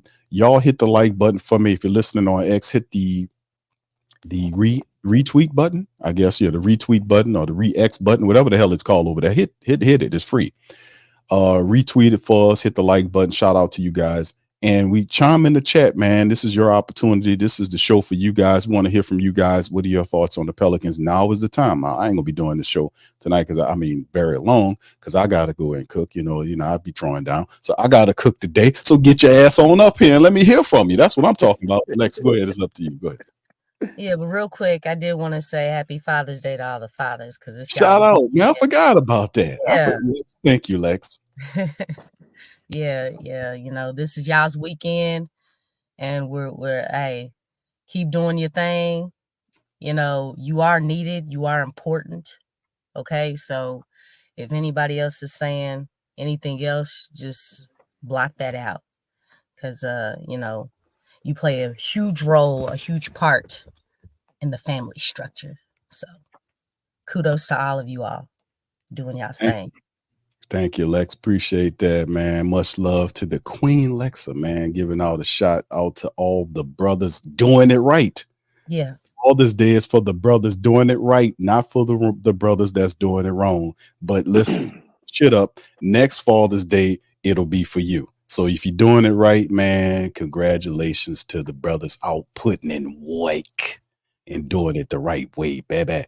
All right, Brother Mose, man, how you doing, sir? And you got Molly Mall we're going to bring up momentarily, but the link's in the chat for y'all to chime in. Much love. All right, Brother Mose, are you there, sir? Yeah, I'm here, Q. All right. I'm just sitting here looking at the events of what went by, what happened the last week with us losing Trajan Langdon, Vincent, I guess a couple other guys, right? So we're really in a flux right now, right? So David Griffin get to make some more choices and some more decisions that more than likely will be wrong. When we bring in, whoever is next, to be with GM and the shooting coach. I'm wondering now, like I saw you guys on the other night, and I was like, well, if Vincent is leaving, so maybe we'll draft some guys that can shoot now and won't have to try and teach them how to shoot, right? So I'm just sitting here waiting to see what they're gonna do with with the new decisions that they need to make, man. Because right now, when I tell you I have no confidence, I have about as much confidence in David Griffin as we should have in the Supreme Court right now. You know what I'm saying? So it's just bad, man. It's just bad. Every aspect of Pelican fandom is bad. When you couple that with what's going on in the country, man. Like, man, Jesus, just getting up in the morning, it gets kind of rough, man. Just thinking about this stuff. But personally, man, I just don't have any expectations anymore, right? Because I don't think Willie Green is a good coach, and you have to learn and get better. He doesn't seem like the type of guy that can get better to me, right? He is who he is, right? Maybe he's 2 jobs away from being a good coach, but right now we stuck with a guy that's trying to learn on the job, right? And he's 4 years in, and he still know what he's doing, and you still got. I know we talk about it all the time, man. David Griffin, man. I just think the Pelicans are going in the wrong direction, man. I don't know if they can get out of this. Okay, they're gonna sell to us 49 games, right? 49 games. Think about it. That's good. You won 49 games, but the problem is 49 only got you in the play-in, right? So what? So are we supposed to celebrate being below average because that's not even average because mediocrity. That's not mediocre. That's below average. Below mediocrity. Yeah. And so what we can't do is our goals or expectations have to be based upon what happens in the league and what everybody else is doing, right? Mm-hmm. So if winning 55 games would have got us a better seed and got us deeper in the playoffs. Okay, that may have been a successful year, but don't come and tell me just because we used to winning 35 games or 27 games, 49 is something that's supposed to be great, and we still end up with nothing. Yeah, You know, that's true. what Billy Preston used, that songwriter said, nothing from nothing, leave nothing. So that's basically what we have. We have nothing, and we supposed to be happy about that, man. So me personally, I'm giving the Pelicans one more year, Q. And I know it's hard, man. I'm giving them one more year, and Hmm. after that, the apathy will start to set in because it's obvious that Gail Benson don't give a damn about this. So why should we? Why should we drive ourselves crazy? At least he's making money. Yeah. You know what I'm saying? The rest of us are just driving ourselves crazy, being with fandom, right? Pulling for a team and pulling for an organization that structurally is wrong. They don't have any expectations. You know what somebody needs to do? We need Gail Benson to be interviewed. Can somebody interview her? Can someone request her? We need to put her on Front Street, man. She needs to come on out and address all of this stuff. No, I mean, she's the owner, but when do you hear from her? When do you hear from her? Right? We have Usually the it's a opposite. We community have the based opposite. thing. Think about this. We have the opposite of Jerry Jones. He talks too much, and we got an owner that don't talk at all. You know what I'm saying? So She how know do how to we know cash. what? She know how to cash them checks though. Yeah, and look, that's all she knows how to do because she does not address this, man. She needs to come out and address the Saints situation and the Pelican situation. Okay, you're the owner, or you just the owner in like I said, she's like the Queen of England. She's just a figurehead, but somebody else is running the thing. I mean, we need to know where the buck Basically. stop. Who do we talk to? Who do we address our letters to? Who do we address our concerns to? I don't want to talk to David Griffin about the Pelicans. Why? Because I want him fired. So why would I talk to a guy? He can't solve the problem. He is the problem. He Yeah. would explain to you, Mose, why you're wrong. No, Why no, Yeah. I'm not. No, he's not going to explain that to me because I'm And not going then to listen he to no would foolishness. call you a good human being. you're not a good human being, Mose. Cut it Well, out. when it comes to him, I want to be an awful human being. I want him gone, bro. I want him getting unemployment Yeah. checks. That's where he need to be because think about it, man. Think about all these professional sports leagues that's going on in these teams. Man, you 5 years and you still hadn't done anything. Man, you gone.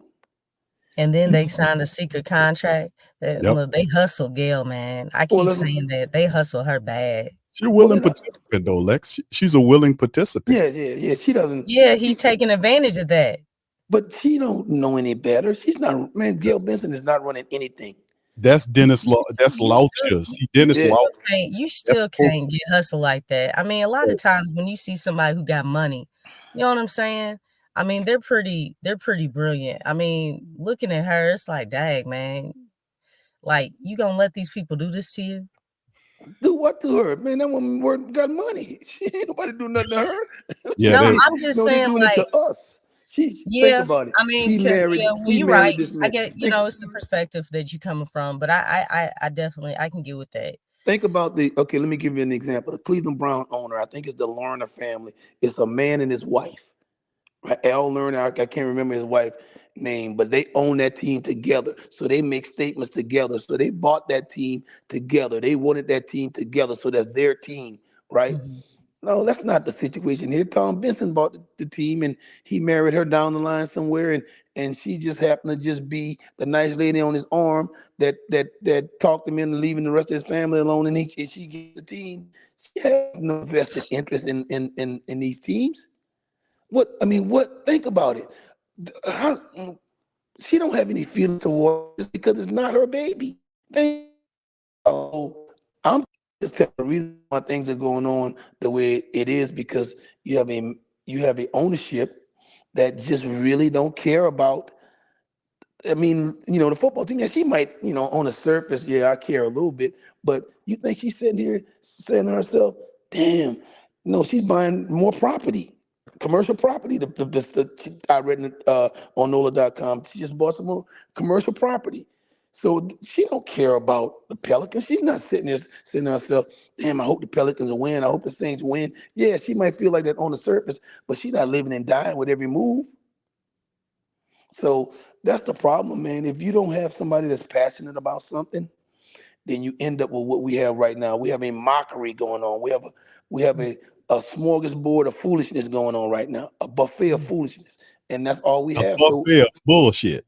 yeah, buffet of bullshit. Basically, that's what we got like going that. on. So we're getting cheated, right? As fans of the Pelicans and Yeah. the Saints, because we have a ownership that's totally dysfunctional and not caring about winning. So if you're not in professional sports to win, then you're crazy because you already got money. You only bought people who own those teams already got stupid money. Yeah. So if you're there just looking at it as another investment, you don't need to be in professional sports because that's the wrong approach to take to it, right? You should be here to win. It should be your competitive instincts. How competitive is Gail Benson? Very competitive when it comes out of that interior decorating. Yeah. Exactly. You know what She I'm saying? she a champion. She You know, got, but that's what I'm saying though, Mo. She's a fish out of water when it comes to this pro game. But yeah. really, if you're looking for somebody to see the David Griffin thing coming along, that's Dennis Lauscher, who is the president of basketball operations for the New Orleans Pelicans. So who is he? That's the gentleman. I shall put him on the screen momentarily. Yeah, I know. I'm being facetious when I ask that question. Oh, okay. But who is he? Who is Dennis Lawson? Oh, I well, mean, what? He's an accountant or some kind of business guy. He's a bean counter.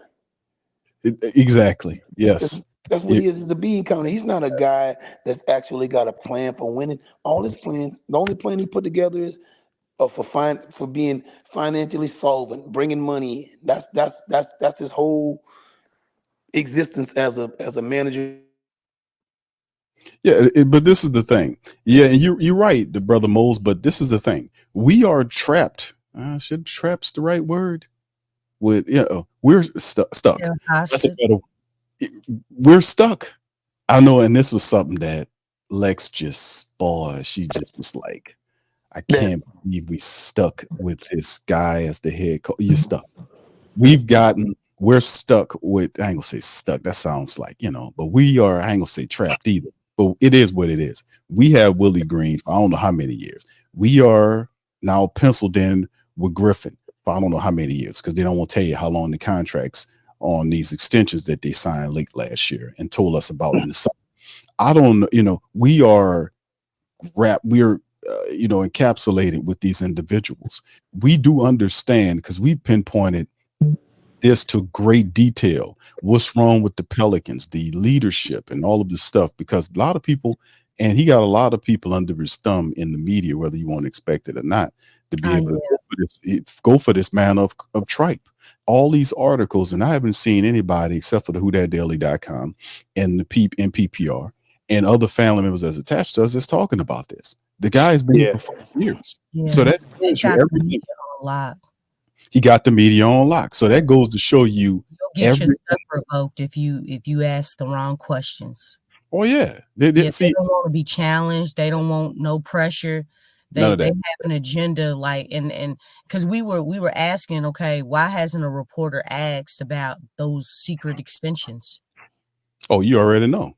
And we finally found out that because actually somebody came on and told us that Boot Crew that they got their media card revoked. That's interesting. For asking those questions. Because they wanted to get down to the the media things. It's like, hey, and really that's public information. I mean, we know about all these players, they extensions. I mean, look at what they did with Zion. They went into depth and dissected his contract. But the Saints they are private owned businesses, so they only share with you what they want to share with you. Well, but they're private owned. It's a private owned entity that gets its funding from subsidies. You see, you're right. And subsidy is another term for basically welfare. I mean, if you have, that's right. That's pretty much they do that for other reasons too. But I mean, we always hear about the players their contracts. We always hear about that stuff. I But mean, once so again, the problem is there's no accountability. There's no yeah, Buddy D's and all those people who go after those people like they used to, man. You need to have guys who that go, dude don't but even they look own right. everything. They own the radio stations. They own the people who work at the radio Yeah, stations. they control all that stuff so they don't have to, so they can control the narratives Exactly. Exactly. So, and answer the questions that they're interested in answering. Yeah, this well, this this this is the top guy right here. You know who he is, Moses. But for those who don't know, I just showed you. We know Gail's at the top. This is the front. This is the, and I've done this before, just to put yeah, a face to this. You know This what? is Gail's the owner, and this man is the second in command. He is the dude, the top of both the Saints and the Pelicans. And this fellow here is a really good businessman. No disrespect to Dennis Lauscher, but you're not supposed to be the president of a basketball or football organization. He should be the chief financial officer or the chief executive officer would be Gail, and his name should be fitting underneath her because he handles all of the business. And then if you scroll down, the next biggest name on the totem pole is the octopus. There he is with all this flim and nonsense. So my thing is, the guy that's supposed to be keeping David Griffin in check is this gentleman. This guy. This is the guy that's supposed to keep him in check. that dude look like the insurance man that used to come through the hood, man. That's I what was he look gonna like. say he looked like Buddy from The Incredibles. An insurance man and come through there with selling passbook insurance to all Somebody people say he back looked then. like Aaron from I Dream of Jeannie. Yeah, man, this is crazy, man. Like Woody So, from the Toy Story. That's what he looked Man, like. I so, mean, so, Woody. but, look straight up animated, like Got for a real. friend in me. so like when you guys were talking the other day and you were talking about the GM and the structure, right? Man, Mhm. the GM on the basketball side does not operate like the GM in football, right? David Griffin runs the basketball operation. Right, he's the guy that make all the decisions on the basketball. To me, my understanding was from just watching how it was going, is all Trajan Langdon them did was just gather information on players and this, that, and the other, and then give it to him, and he makes a decision on all that stuff. He's the guy He that doesn't everything starts. delegate. No, everything starts and stops with him, man. He's a weasel. You know what I'm saying? Yeah. He's a slickster. He's a guy that talks his way into everything and just Mhm. try to be good with everybody and come with crazy talk. But he really doesn't produce anything. He doesn't produce anything. Think about it, man. Look, man. The bottom line is, in sports, it's about wins and losses and championships.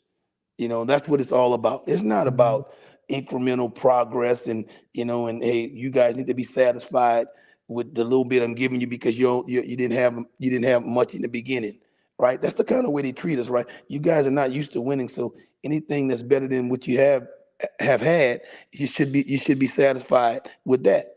We consider my thing is why can the Lakers always expect to be a champion? Okay, why can Boston always expect to be a champion? They're playing in the same league we're playing in, so we can't want nice things. I mean, I don't. I mean, That's The crazy. market I That's don't pressure. a great way Pressure to on think. put the it, market. Mose. Think about it. Fans, those You could. fans is not going to accept Boston and the Lakers always losing like us all the time. Yeah, What's up, man. Look, So it's Marley? the market you in. That's yeah, Marley, man. Shout what you out to mean? you, I Marley. I How you understand. doing? I Aw. understand the market you in, but as a fan, you trying to tell me a Laker fan pull harder for his team than I pull for my team? No. So why shouldn't we have the same expectations that they have? Right? We sitting here with the same money. Right? We sitting here with the same situation. We got the same salary cap. It's not like we don't have a salary cap. And you can spend as much as you want to, like baseball. Them guys can spend, they can go over the cap or whatever. Bro, we have the same salary cap. And now the way the rules are now, teams can't be held together for too long because you start reaching that second apron and all kinds of stuff like that. So That's right. now, if it's really up on your organization, draft and developing your players and coaching because everybody's working with the same situation. You can't have 3 stars on your team no more anymore because you can't afford it. So you can't. That's in other words, the new rules came out to kill that LeBron James stuff, super teams. You can't do that anymore. So now you have to draft and you have to develop. You have a coach. First of all, you got an organization that can't draft, and you got a coach who can't develop. I mean, you stuck. I was just thinking the other day, they were hoping that Derek Lively fell to the Pelicans because the Pelicans was going to take Lively, right? Now you tell me right now, you guys see what Lively is doing in the playoff. If Yeah. Lively was with the Pelicans, would he have gotten playing time? I think so. We don't know. I think he would have I got it believe if he because could switch, yeah, that's what I'm saying. like if He, Willie wanted to switch, Will he'll get playing time. Willie's track record, he might have got a minute here and there, and the minute he made a mistake, his ass would have sat on that bench for 10 or 15 games in a row. but most you can make mistakes defensively, like in terms like offensively, you know, boom, he gets you out of there. But defensively, if you're showing the effort that we know Willie Green, that's how players get on. That's how we seen Dyson Daniels, Herb Jones.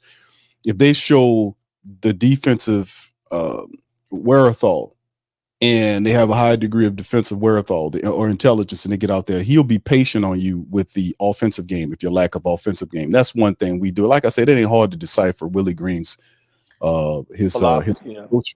Exactly. I mean, if you're a defensive player, because Lex, you know this, defensively, you earn points with Willie Green. You've seen Jose Alvarado, you've seen Najee Marshall, you've seen Herb Jones. We've seen guys, Dyson Daniels, those guys. You see Dyson get the minutes. Like, why he ain't paying, you know, Jordan Hawkins? You know, because he don't see his defensive wherewithal where he can trust him to be able to get out there. If you're showing that high defensive acumen, he will be very patient with your lack of offense. He really would. And that's how he is geared. Now, I don't agree about that. I think Willie needs to be a lot more flexible about who his team is and what his team is.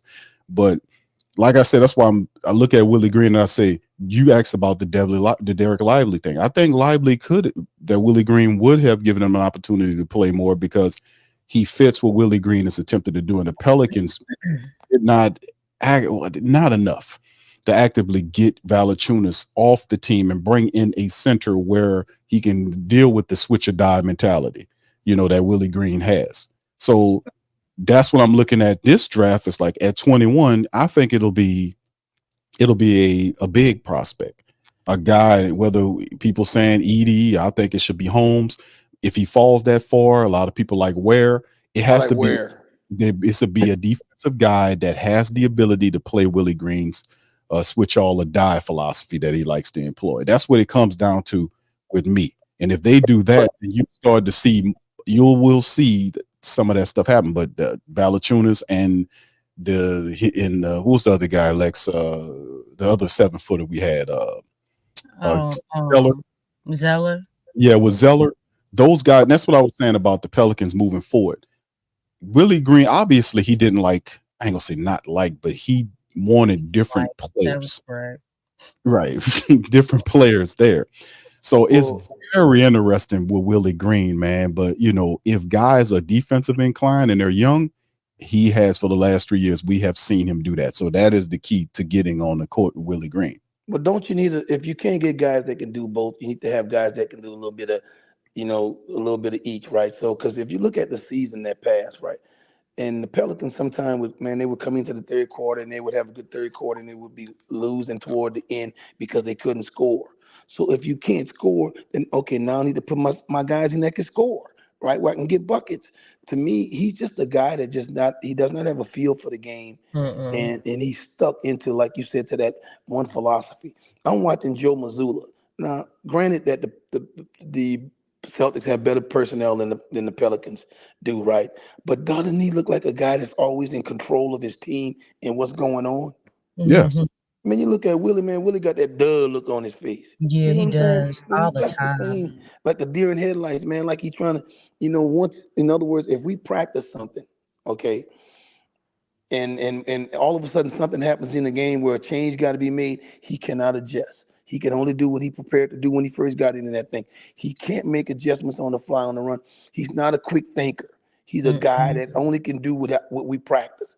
You know what I'm saying? You have to be able to adjust in a basketball game. If a guy is going off on you, you have to be able to stop him. You know what I'm saying? If we can't score, then maybe I need to put some guys in that can score at this moment.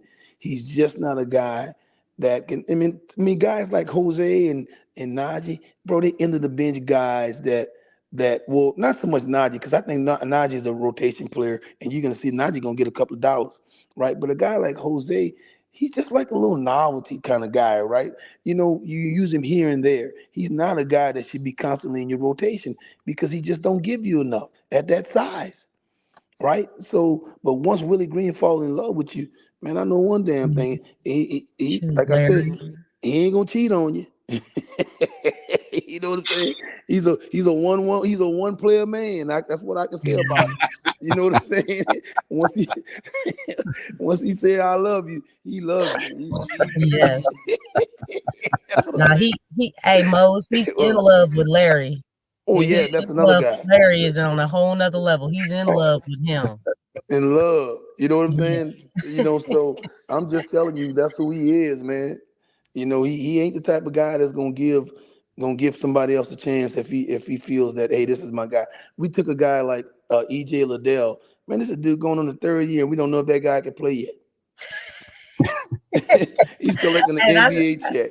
I said that yesterday, Big Q. I'm like, why are we keeping these guys? That's what I'm saying. Who is this Like, guy? let them go, open up some space, something. Who is this guy? We It have was like yet to. Yeah, $1.05. Matt Ryan on the bench that came back and he ain't used Matt Ryan. Nobody, bro. Once you We once Matt got you to Ryan C. change. was there. Brian, I Yeah, don't we got to understand change why the this. team still has C. Brian. Uh, Because he well, ain't gonna get no opportunity. Because I none. still choose Najee over him. see, this is the thing, though, man. That's the big question because, like, we kind of laying out the fact that the Pelicans, man, the coaches that we know at times they're going to lose coaches. That's replacing the coaches. You lose some coaches because guys are going to leave, and they usually turn around and pick from where they came from for guys, and that's what Trajan Langley did. Got Blackstone, Freddie V. That's what they do, and it might not be over with. So he might grab somebody else, and then if James Borrego gets a head coaching job, guess what he's going to do? He's going to turn around and grab a few more. So if that's the case, the Pelicans have to be proactive in their approach to bring people in or elevate people who they feel from inside the organization who are ready to make a leap in coaching there. So Willie Green's staff this year will be even more his staff than anything before because a lot of the coaches there, this is all on him to make the move. So getting the right guys. And I think Borrego, like a lot of people don't like James Borrego, like, man, he trash, all this kind of stuff. Man, James Borrego had an impact on the Pelicans, bro. He did, man, especially with his offense. If you remember, go back prior to that Dallas game, Lex, you remember what happened. Like we were all asking the question and we were doing the flash reports and all this about, man, what's up with this offense that they talked about? We're going to have it. The ball going to be moving and 3-point shots aplenty prior to that Dallas game when before Willie got sick and James Borrego took over. It was very clear and obvious the difference when Borrego got in there and it looked so good. And then players It was were playing like so night well. and day. We didn't want to bring Willie Green back. It's like, man, let Willie take the rest of the year off with the C19, bro. Make sure you got it all out your system. That's how good it looked. So it was love to see him coach a few more games, you know what I'm saying? For confirmation, because it was a huge difference. It was a difference. And the thing is, a lot of people, because I understand it was just one game, but the thing is that they played Dallas back to back. When they played Dallas the first night, Willie was coaching, and they did not look good at all. They looked lethargic. They couldn't get anything. They were getting ran off the court. And then they played them day went past, and then they played them the next day. And it's like, whoa. And look, Jason Kidd, he went to Antonio Daniels because Antonio Daniels, he said about during the game. Jason Kidd came up to him. Was like, oh, who's coaching? Because I heard your coach was out. Borrego is. He's like, oh shoot, we in trouble. That's what he said. He said, man, I gotta go tell my team we got problems. Yeah, that sounds like that's respect. No, I haven't heard nobody say that about Willie Green. Everybody comments about, oh, Willie Green's a good dude, but nobody ever comments about his coaching. Think about it. Willie Green is the NBA version of Dale Monty Brown. Williams said Willie Green is like me. Willie Green is the NBA version of Dale Brown. When he was up at LSU with Shaq and all them boys and couldn't get out the first round in the NCAA.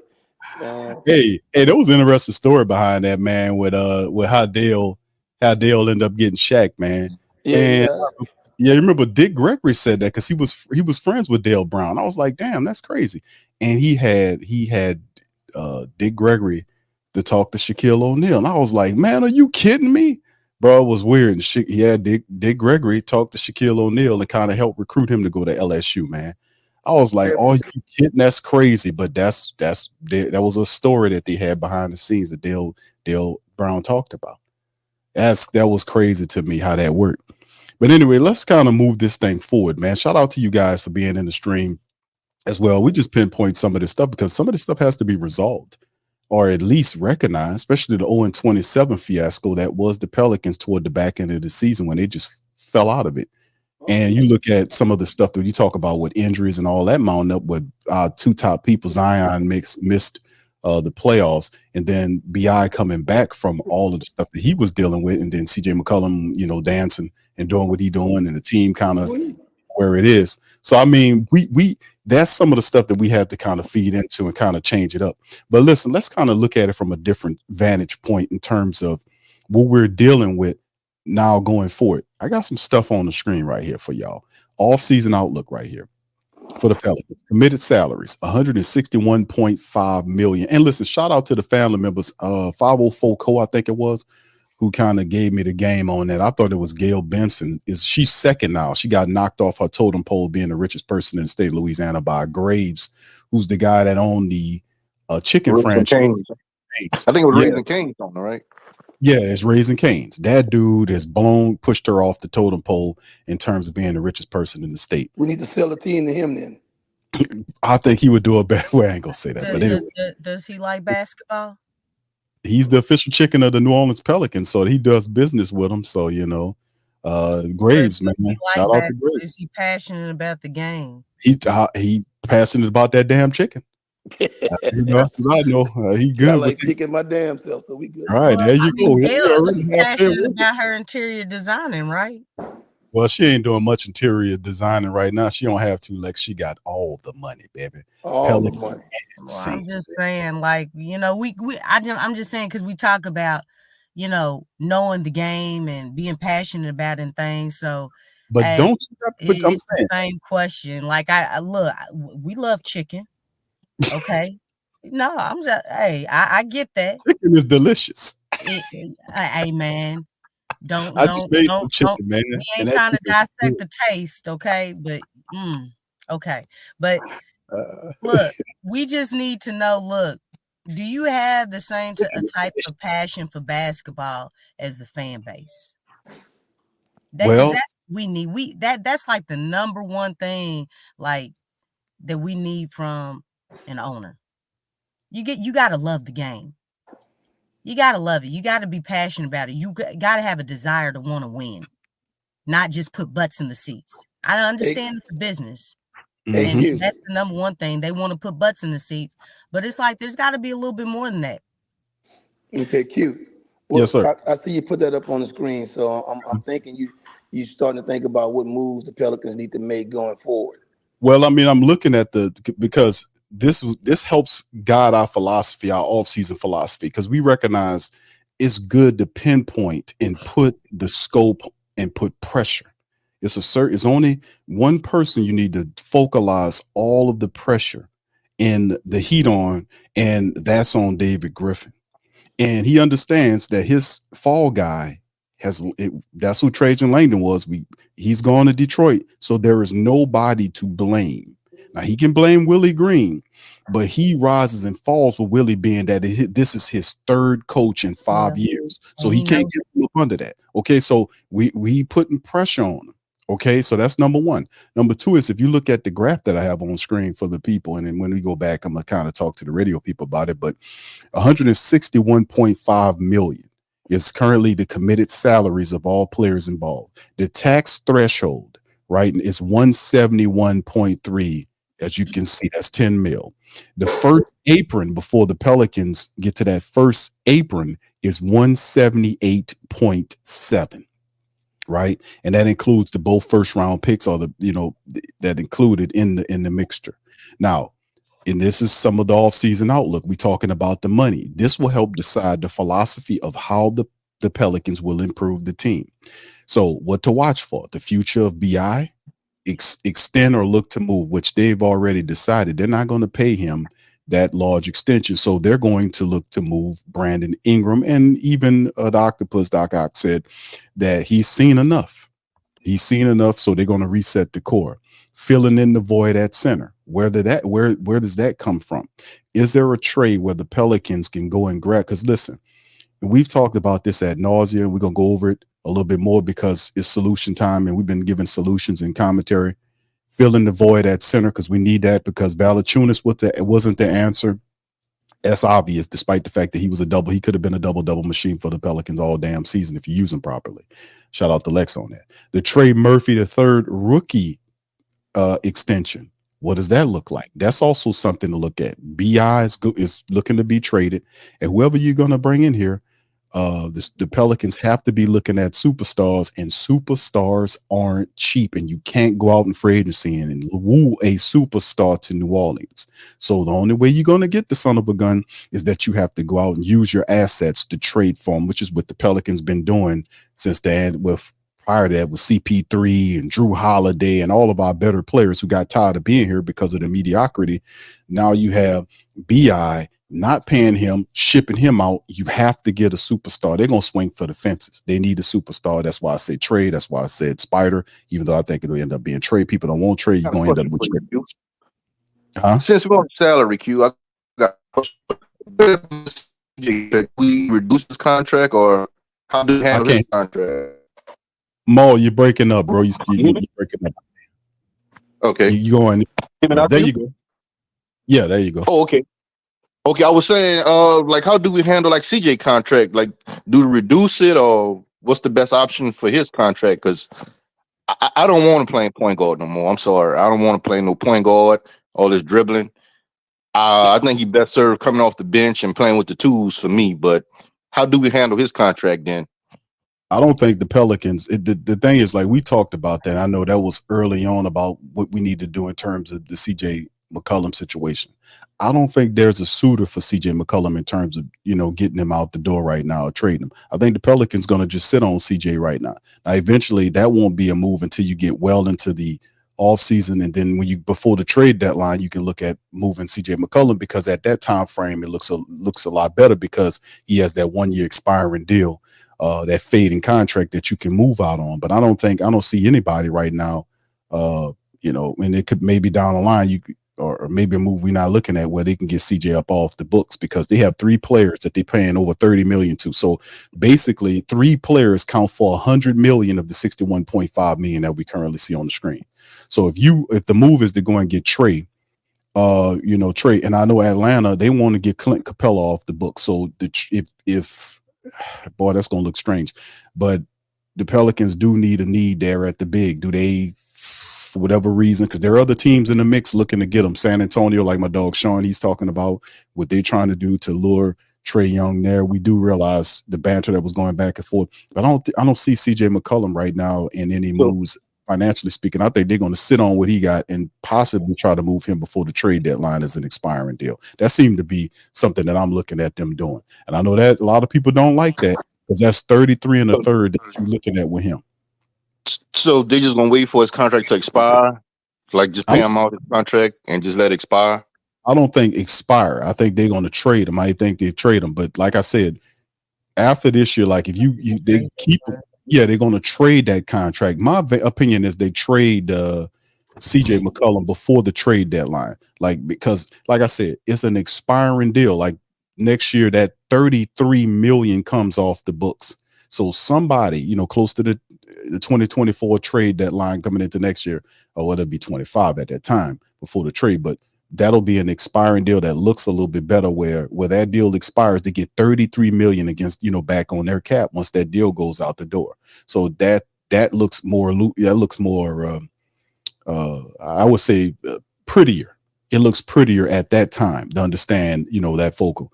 But like I said, I don't know if they've had anybody, despite the fact that CJ McCollum was one of the top 3-point shooters for the Pelicans.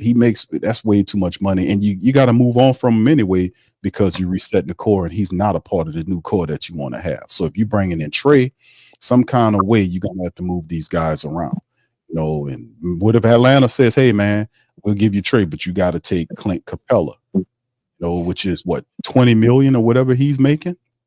You got to take his deal and all this kind of stuff, and you might have to throw in it, because like I said, it's only two people I really realistically think that the Pelicans going to target. They need a superstar, and if you look at the trades at that position, there's only two guys that fit that bill right now.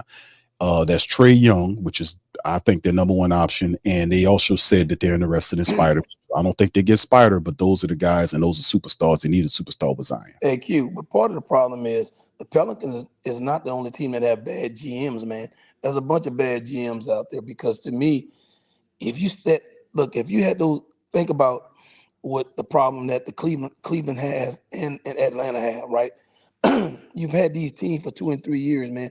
If they're not doing anything or advancing as a team, you need to start making moves with those players. Maybe if you trade one player here for another player that might fit better with the group you have, then maybe your team could be better. So we're not the only team that's sitting here with a bad GM. The Atlanta GM sucks. Whoever he is, I don't even know who he is. The Atlanta team? Oh, that's Landry, isn't it? Isn't that your boy Landry? Yeah, Landry. Yeah, I know Landry. he's up there. Yeah, And I think Landry Fields. I think that's Landry Fields is their general Yeah, manager. he used to be a player. That's right, for the Knicks. Well, he's not a good GM either, because to me, there's no way in the world that I'm going to run that Atlanta team back again. You got to be a damn fool if you do. And the same thing with Cleveland. I'm not going to run those teams back. But if I need a wing, let me go out and get BI and move one of my guys for that guy, and that'll make both our teams better. But these guys are so scared of their jobs and that they're trading away somebody that's going to go somewhere else and be successful, they'll just sit there and sit pat and get the same thing every year and then eventually get fired. Man, I'm making moves. I mean, I wouldn't sit on a team after 3 years if I'm not getting any better. I'm going to make some moves. You got to move some guys out. Change what you're doing. Look for better fits. Yeah, that's true. We're not the only team, and you got to think, man, Memphis is going to be a better team next year, man. If Ja Morant come back healthy, the whole division, Mose. Yeah. Like Houston, like they started to come alive. I know it was kind of,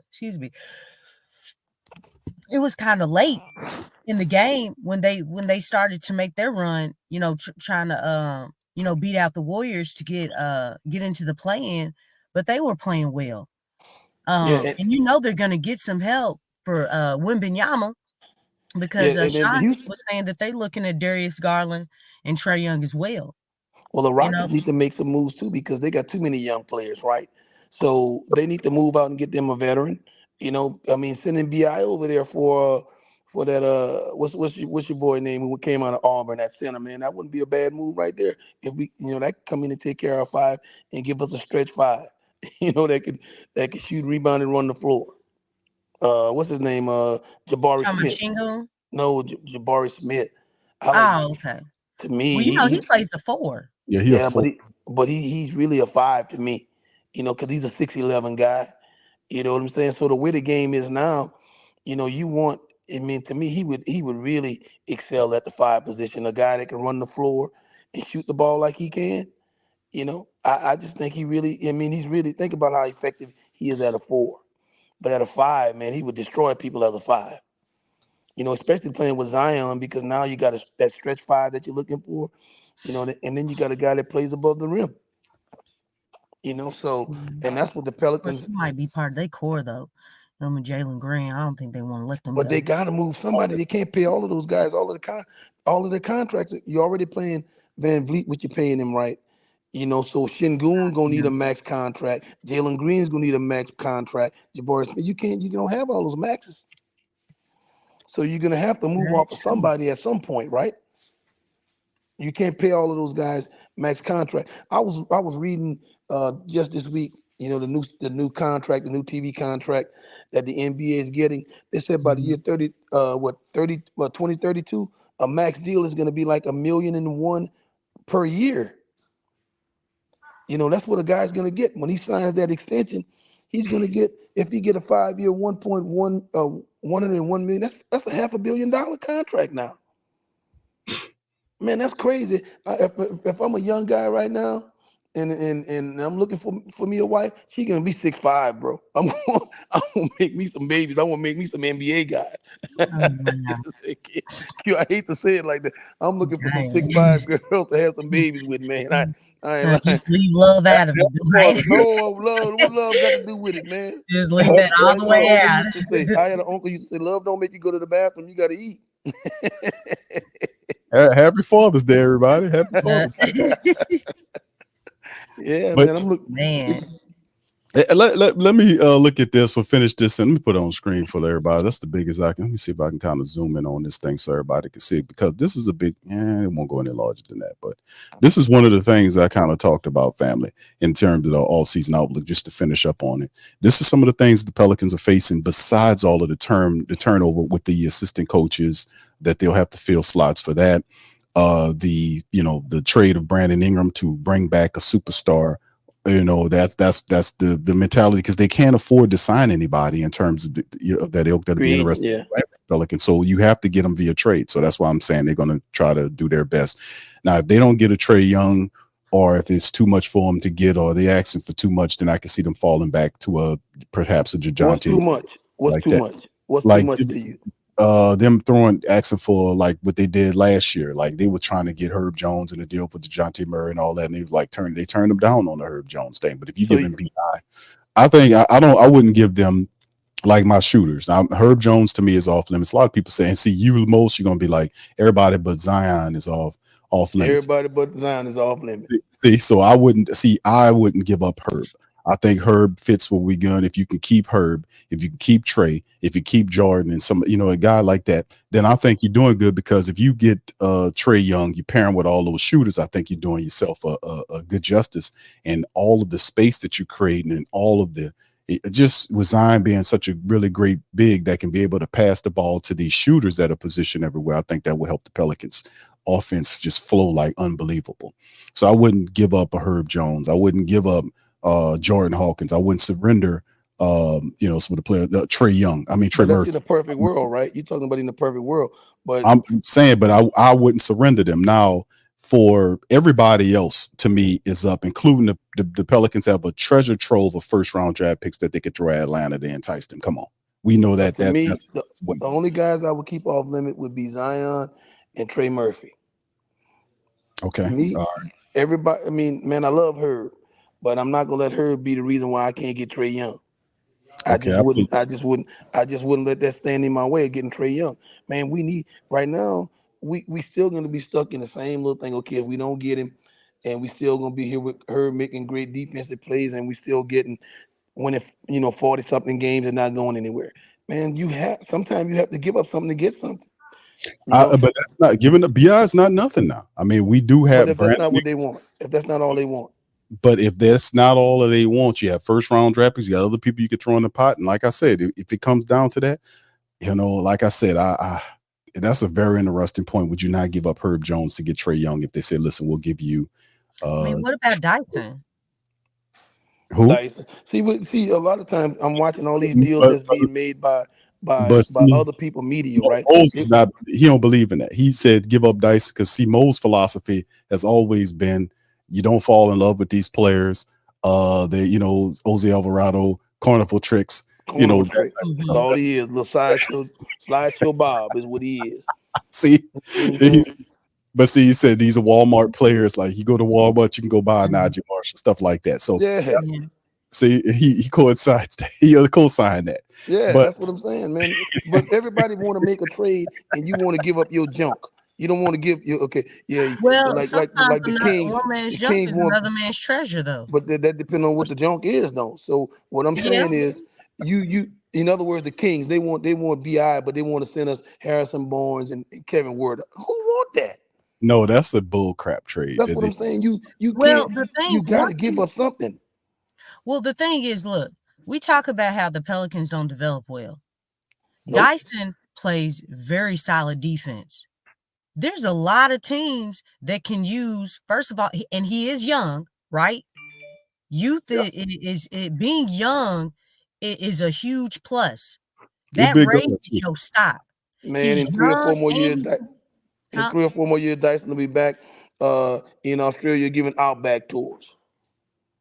I mean, hey, all I'm saying is that you got 29 teams that can always use a defensive player, and he's young. Crikey. Okay. You know what I'm saying? I mean, I'm just saying, like, those are two things that he has going for him. Now, offensively, he may not have it all together, but he's still young. Okay. Like, and you talk about like the Harrison Barnes. How old is Harrison Barnes? He's old. He's old. You know what Harrison. I'm saying? So I can understand that because you got to look at those details. If a player has that youth and they have a strong skill set, that you can be valuable depending on which situation you go into. Okay. All right. I know I'm not taking him. You can take him if you No, want to. I'm no, just saying, but for me in Mose, my house. it's all about what the other team needs, though. If he fulfills a need for another team, that the value is high. Yeah. Just like right now, Atlanta. Somebody was saying that the way that Atlanta's Atlanta podcasts are talking about Trey, they dogging him right now. Yeah, they are. They You know won't what I'm trade saying? him out. So, but him coming into this situation, first of all, it's a new start. Him and Zion are cool. You know what I'm saying? I mean, I'm not telling you I would leave with Herb. Hey, look, take Herb. But if that's the deal breaker at the end, and they say no, I just gotta have Herb, and I'm like, Herb, man, I love you, bro, but you got to get up on out of here. You know what I'm saying? I mean, that's I where just I'm feel at like we because have to other me, pieces because out of everybody, Herb took a huge leap. He took a huge leap offensively and defensively. But the offense, I mean, 40%. Yep. Like, He'll you know what change. I'm saying? Like, Yeah. he took a huge leap. Look, I think a lot of people were looking at, hey, Herb, we want you to take the shot, not Trey Murphy.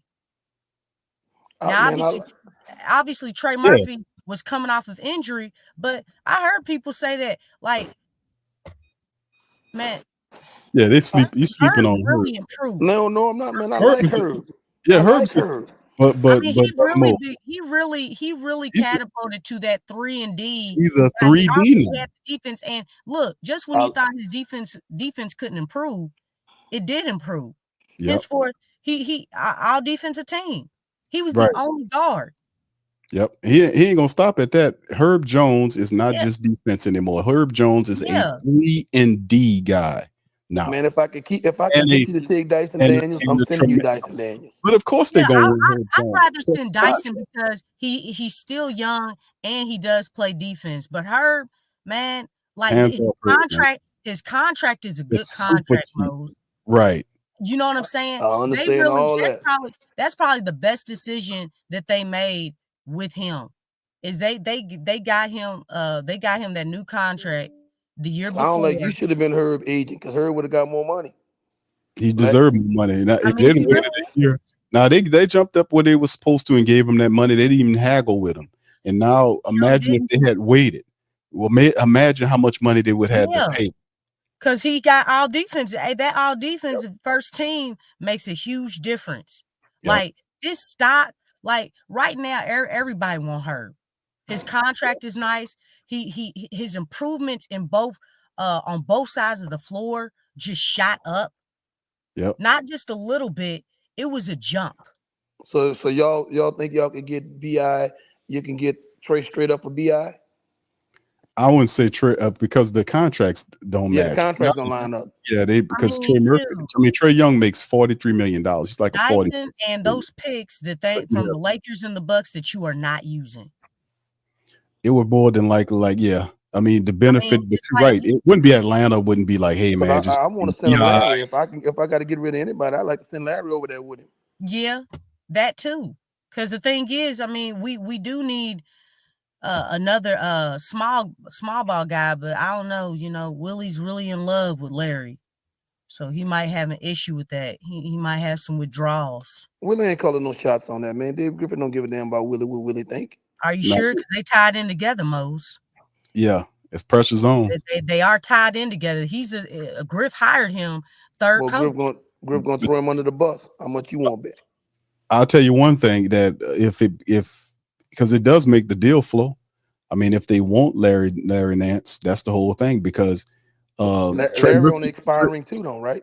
but Trey, I'm gonna have to check on. Yeah. He's on the expiring. Expiring. I think he had one more year left after this. I'm No, gonna this have to is it here. It was a Is it? 2-year deal, and it kicked in this year. They extended him a year before. I'm gonna look it up. But yeah, I still think that like if you look at what you got going on, like Trey Young is 43 million, I want to say. And BI is at 33. I want to say I think at 33. So him and Larry would match up money wise. Larry would be perfect if you threw that in there in first round draft picks. But then again, like I said, it depends based on other offers that they're receiving. But I think the Pelicans can give them a So good you think there's a lot of trade talk yeah, going on Larry's right in now? this last year. Larry, well, at the onset, I know they got a priority list at the very least. I mean, you got the draft coming up, what, next week? What is it, next week? 23rd. The week after next? Yeah. So you got a little bit before the draft comes up, and you will start to see the Pelicans on the court decide what things look like. They'll have who's going to be the 21st draft pick for the Pelicans. A lot of people believe it'll be a big. So if it's a big, that kind of reshapes things. But Larry Nance, if you can make the deal go, and it depends on other deals, but I think the Pelicans have enough draft capital and assets on the team where they could be able to offer a decent package to Atlanta for Trey, because they'll be motivated to move him. And you're right, Mose. His Larry Nance contract, according to Sport Track right now, is showing us that he in the last year of his deal at 11.2 mil. Now this is a question right here. Who you think can put a better deal together for Trey than we can? Because that's what you're getting into, right? I don't think San Antonio can put a better deal together than we can, because they don't have a player with Keldon Johnson. Who wants Keldon Johnson? Yeah, I don't know if Keldon Johnson is the throw-in that they're marching with. I'm not sure. I thought Keldon Johnson was a free agent, so I don't know. I mean, I don't know. It's Devin Vassell. I know he has a fat contract, so the numbers will have to work some kind of way for it. But I know they gave Vassell a big contract. I think he might be the guy you throw up in there. But that's got to be part of their core, on Vassell. I don't think. I think everybody's up for grabs except for Wembanyama, I think. So I mean that's what it appears like San Antonio is going for, because Wembanyama's forcing their hand to develop the team fast. That's why they're trying to land a proven player. So if it's not Trey Young, they're looking for a backup player. I've heard rumors about Darius Garland. Even though Cleveland's bucking that right now, they want to keep the core together. I think it's just them creating more of a market for Darius Garland. But in the end, Rich Paul said if they sign Spider, that they gonna ask out. Yeah, I believe Rich Paul too when he says that. Me too, because he's shiesty. But he knows the game. That's why he's so effective. I mean, Rich Paul knows how things goes, man, and he knows how the NBA world is. He knows how to take the steam out of things, like he did when Anthony Davis was here, and he told people, listen, you can trade AD to the Boston Celtics, because that was a potential trade that was on the horizon, where we could have got a really good player from Boston. But Rich Paul got involved and said, hey, listen, you can trade him to Boston, but I'm letting y'all know that once his 1 year is over with, he's going to go to LA. He did that, and that just killed the deal, and they forced a one-way situation where you better get this value for the move. So yeah, he knows how the game is playing, and he's a product of the game. What can I tell you? And that's why he's so effective, because he knows how this goes and how to unravel things. A lot of people don't like him because he's effective. But the thing right now, Q, when you look at that offseason stuff, and there's no better time to be a small market team with the new CBA, right? With not being able to have these super teams anymore, and people forcing trades like that, right? Because somebody cap might not be able to absolve that much salary, right? Man, if that's why your guy Griffin, whoever he is, got to be smart and shrewd, that could draft well and trade well, because you can develop a championship team if you got the right guy in place who know what he's doing. And that's the issue we sitting on right now. We don't have the right guy. But that's regard, and you're right, Mose. You're 1,000% right about that. Moving forward. So basically, like we handcuffed here. We're handcuffed into what we're looking at, because even though we feel like they've made a lot of mistakes, And I'm a big proponent of a Swin Cash. I think Swin needs to be elevated to more of a decision maker. I don't know what exactly her matter is in terms of personnel decisions or whatnot, but we need more of that spirit because she's a winner. We need more of that. Yeah. David Griffin talks too much. He's too vocal, and when he says something, it's just fluff. You don't It's say just nothing. He says nothing. right. It's just a bunch of garbage. You know, he's the one responsible for all the ramp up stuff that happened with Zion Williamson and all this kind of stuff as opposed to having professionals, medical professionals, and people that know how to take care of these people. Like Zion Williamson is not an alien from the other side of the planet or other side of the universe somewhere. You know, he's a human being, and there's people out there that have dealt with people that have had injuries before that knows exactly what they need to do to make sure he plays and keep him, you know, such and such. And he has to participate, and he's been doing that. But you have to be able to have people there to be, you know, to make sure these things are accomplished. And then you have to prepare it the right way. So even though we're handcuffed, Mose, we handcuffed to David Griffin. We're not going to get rid of David Griffin. He just signed an extension. We don't know how much. I'm probably telling you about 5 years. It's probably 5 years. Thank you. He signed an extension. We're handcuffed with these guys, Willie Green and David Griffin. We just have to see if they can learn, and they have incrementally showed some improvement, even if it's by default, by even making mistakes and crossing it out. So they are showing incremental improvement. I don't like it, but it's too many mistakes being made by somebody that's supposed to be a person that knows what they're doing. But go ahead, Moses. Hey, what's the word on the street on Zion right now, man? Is he taking care of himself? Is he, is he, because you don't know what you're gonna get with that guy, right? Well, last time what they were saying, the reports that came out is that Zion Williamson he should be ready for the season, and everything is everything with Zion. If it wasn't, then you know that they will have the reports that Zion Williamson was over at the place and all that. But the only person that was talking that junk about Zion Williamson, talking about he'd eat the table, was Stephen A. Smith. He had no information. I know, I don't listen to no fool. Yeah, he constantly does that to kind of draw up attention. He's a I'm not gonna say it. He's a fool right now, and a lot of those guys right now, like him and Shannon Sharp, them guys start to think they can say anything and that they're kings. You know, when you start to get that power, man, and that money, you feel like you can say anything and you're invincible, and that's why they say so much stupid stuff now. And like you got to listen to what they're saying, right? I mean, he say a lot of off code stuff, man. You know that he shouldn't say, but at the end of the day, there are always people. It's always somebody checking them. It's like every week, or it's several things that they're checking because they're just playing the game. But at what point does Zion go in there and start saying, "Hey, look, we need to do this now. Look, I'm ready to take off. I'm ready to. I want to be a championship team.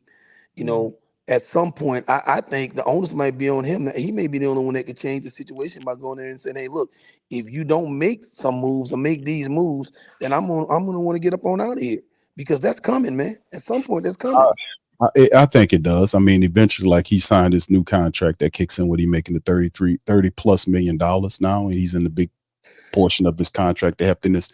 But I don't know, maybe down the line as we start seeing more winning. But like I said, the philosophy is like, if the Pelicans are looking for a superstar, let me just finish up the offseason outlook and then I'll answer that question, because that's a good one.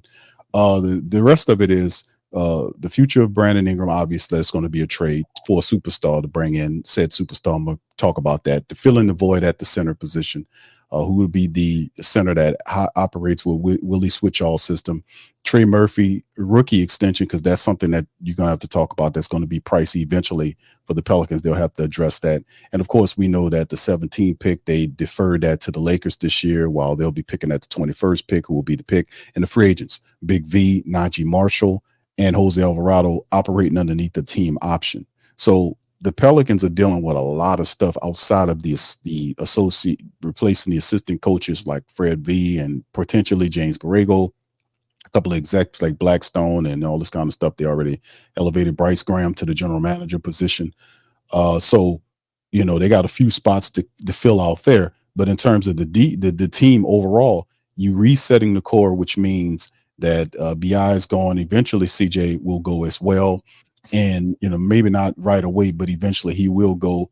And then there are guys, in the second line that you have to look at. Najee Marshall was one of the big role players off the bench, the second liners for us off the bench. He's gone, so he's going to get paid. The team option on Jose Alvarado.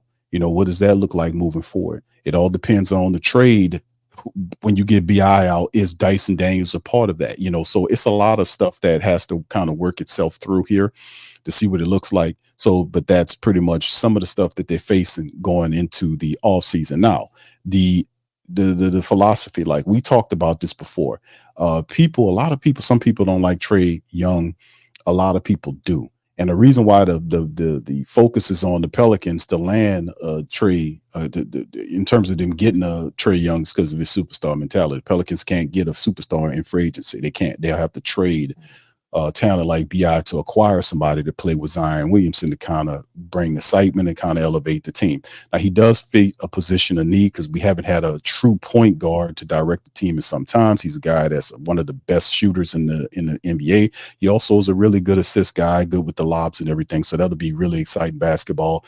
He does space, in Zion, the space, the floor thing. You have all kind of room, and then we have all these other guys based on who will be remaining if the trade pull off. But you got to think about it like this. The psychology of a superstar. If Trae Young comes to this team, is it really Zion's team? Even though Trae might say, yeah, this is Zion's team, he's a superstar. But Trae Young be making $10 million more than Zion Williamson. When he comes here, he's been a multi all-star. He's not going to play Batman to Zion Williamson. I think that, when you bring him in here, Trae Young basically is going to become pretty much the leader of the Pelicans. And Zion Williamson, I don't think you'll have a problem with that because Zion Williamson is not a vocal person in terms of saying, this is my team. No, he's very unselfish. Even he's unselfish to a fault. So I think because when Trae comes in, Trae is not going to be Batman. I mean, excuse me, I'm saying that wrong. Robin to Zion's Batman. No, Zion's going to be Robin to Trae's Batman. That's just how it's going to look. He's going to make more money. Then you'll have the ball in his hands to be able to set up everything. He has more years of experience in playing in the NBA. So if that is indeed the move, the psychology of it from a superstar perspective kind of makes Trae the guy with Zion paired with him. So that will be interesting. Now, the DeJounte Murray, because DeJounte is not seen as a star. He's a good player, but he's not seen as a star. But any other way, like if you bring a Spider Mitchell here, it's the same damn thing. Spider Mitchell is not going to play Robin to Zion's Batman. It's not going to work like that. These other guys are, they're a little bit more accomplished than a Zion Williamson. So it kind of reset the philosophy of the team moving forward. So let's address that. What do you think about that, Lex and Mose? What y'all think about that? Well, to me, Zion is the perfect number 2 guy for those guys, right? But because they kind of have different kind of games that kind of mesh together, right? Because Zion is, get to the hole, dunk kind of guy. Where those guys are floor spacers, but they're also good passers and they're good lob throwers. See, the problem with the Pelicans is we don't have any lob throwers, right? So, it took me a while to come to Trae Young, right? Because at first I was like, well, damn, he's such a defensive liability, right? And then I started saying to myself, as I watched the NBA games more and more and more, to me, he would be such a problem on offense that his defense would even make a difference. All you have to do is be serviceable on defense. Just keep your guy in front of you, right? Just keep your guy in front of you, make the guy finish over you. Because good scores in the NBA, I don't give a damn how good you are. They're gonna score on you, the real good guys. So you just don't want to be like Luka was playing the last 2 nights until before last night, where he just wasn't guarding anybody. But if you just serviceable, then you're okay, right? So I started thinking a guy like Trae Young can go for 45 or 50 points. Man, I'd rather have that guy with Zion, right? A guy that can go for 45 or 50 points. I think you have enough around him where the Pelicans could be a problem for somebody, man. Especially if they get a decent center, they could be a problem in this league with those 2 guys.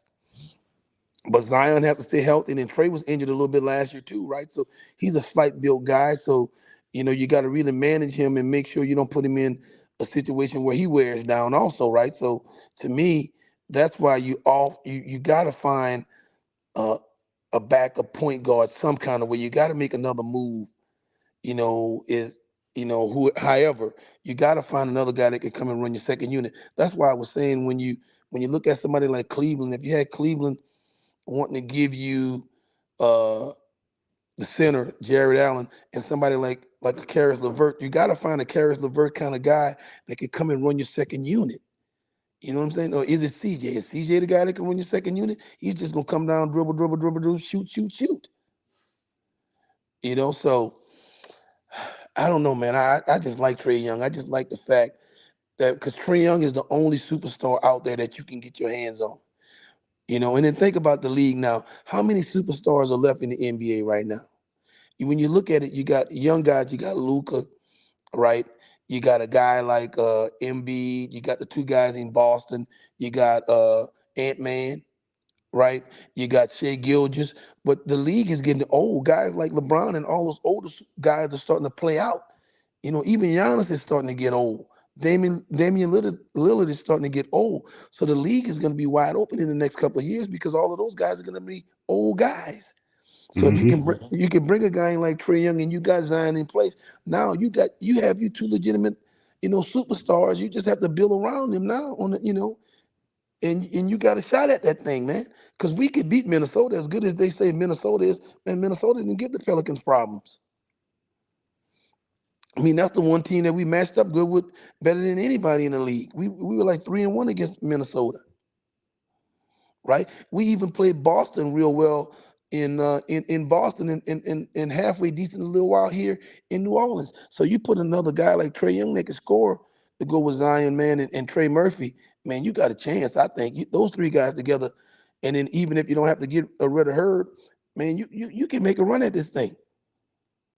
I really think you can. Now I might be a fool, but shit, I can't be any more foolish. I can't be any more foolish than David Griffin is.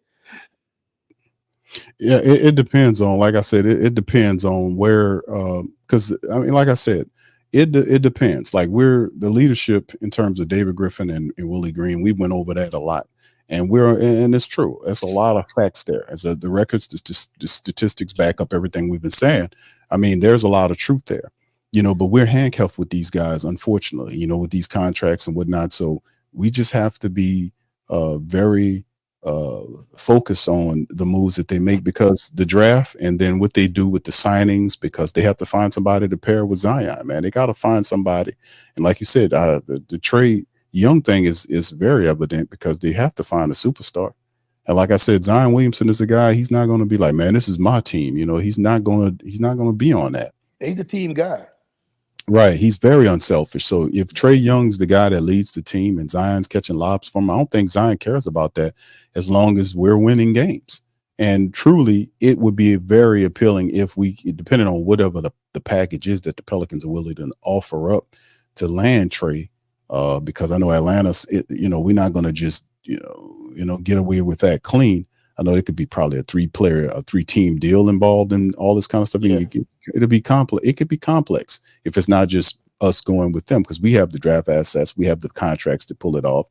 We just have to make sure we keep some of the core pieces that fit Zion Williamson's game, like our shooters. If we keep our shooters, I think we would be fine. If we can, give them extra picks or whatnot, we'll be fine. I think we'll be fine. And in terms of, like, we talk a lot about the top dogs, which is important, but the role players, the Najee Marshalls and these guys, you're going to have to replenish those guys. Najee was a big part of what the Pelicans did the last 4 years. He really was. I mean, he would bring up the ball. He played defense. He would shoot threes. He was a dog. Remember the thing with Jimmy Butler? He had, losing Najee hurts. So where do we get that from? And the Pelicans are dealing with all the stuff. Now they do have these, that's where Sebron and people like that's got to come in, who you've been developing for 3 years now. Well, Sebron doesn't play any defense. That's the problem with Sebron. Sebron's not a good 3-point shooter, and he's not really good defensively, but he's a big guard that does attack. Why you keep wasting assets? Why you keep wasting time and assets with guys? I was asking the same question on yesterday, Mose. Why you keep wasting time? I would like to bring Najee Marshall back. I wouldn't lie about that, man. You ain't got enough money, man. Najee got to go get paid, man. See, that's what it comes down to, man. When you talk about some of the stuff, and we covered this yesterday, some of the financial moves that Griff made. I mean, that's the position that he's actually just put the organization in, as far as not bringing him back. But you have those exceptions, though. You got those cap exceptions too that can You help got the to team. go out, but you got to go out and get you a starting five, some kind of way first, right? Before you can worry about Najee. We don't have a starting five right now, and Yeah, whoever you draft, even if because he's a Zeller's five, gone too. He was just on a 1-year contract. yeah, but he's not a starting five anyway. So if you went out and even if you drafted a five, right, he's gonna come off the bench because he's not ready right now. So you're gonna bring him off the bench and hopefully by the midseason he could develop into something special. So you got to go get you one of those middle of the road guys that can rebound and play defense and that are serviceable, right? Just because of your cap situation. That's why I'm saying the best way to handle Willie Green, man, is to get rid of if you get rid of what's your boy name? Nance. You got to get those guys off the roster for him not to worry about him. I mean, what do you think about Jose? You picking up the option? I know he's just playing for peanuts. So what you thinking? Well, for him, that's a lot of peanuts. But I mean, yeah, I think because I mean it's cheap, right? It's feasible, so Yeah, I think they gonna keep Jose. Well, and like I said, it depends too. it's like Like, 1.8 million or something like that, right? yeah, he's just under 2. I want to Man, say, in the but NBA, that's chump change, bro. yeah, he's not very expensive at all. I want to say. Let me pull up. Let me see about Jose's money. I think I had it on here. Hold on. Yeah, he's less than 2 million. I know he was very similar to Najee Marshall's money. Wow, Yeah, 2 million. yeah, 2 million for everyday person, that's a lot of money. But for an NBA guy, $2 million is like paying for it's a around bag of 2 chips million. and a Coke. Yeah, that was Najee was just over 2 million. They got it. Yeah, so he got to Just go get paid, man. If I mean for his family, he got to go get paid. yeah. I think Najee gets paid, man. Yeah, if I'm not, I'm looking for at least 10 or 12 mil a year over, 3 year 30, 300, 3 year $33 million, something like that, right? That's where I got to be if I'm him. Yeah, He got that's this gonna be his last shot at it right here. but it looks different. That's what I'm saying. It all looks different. It depends on the trade that gets you the player that you want, who's involved with it.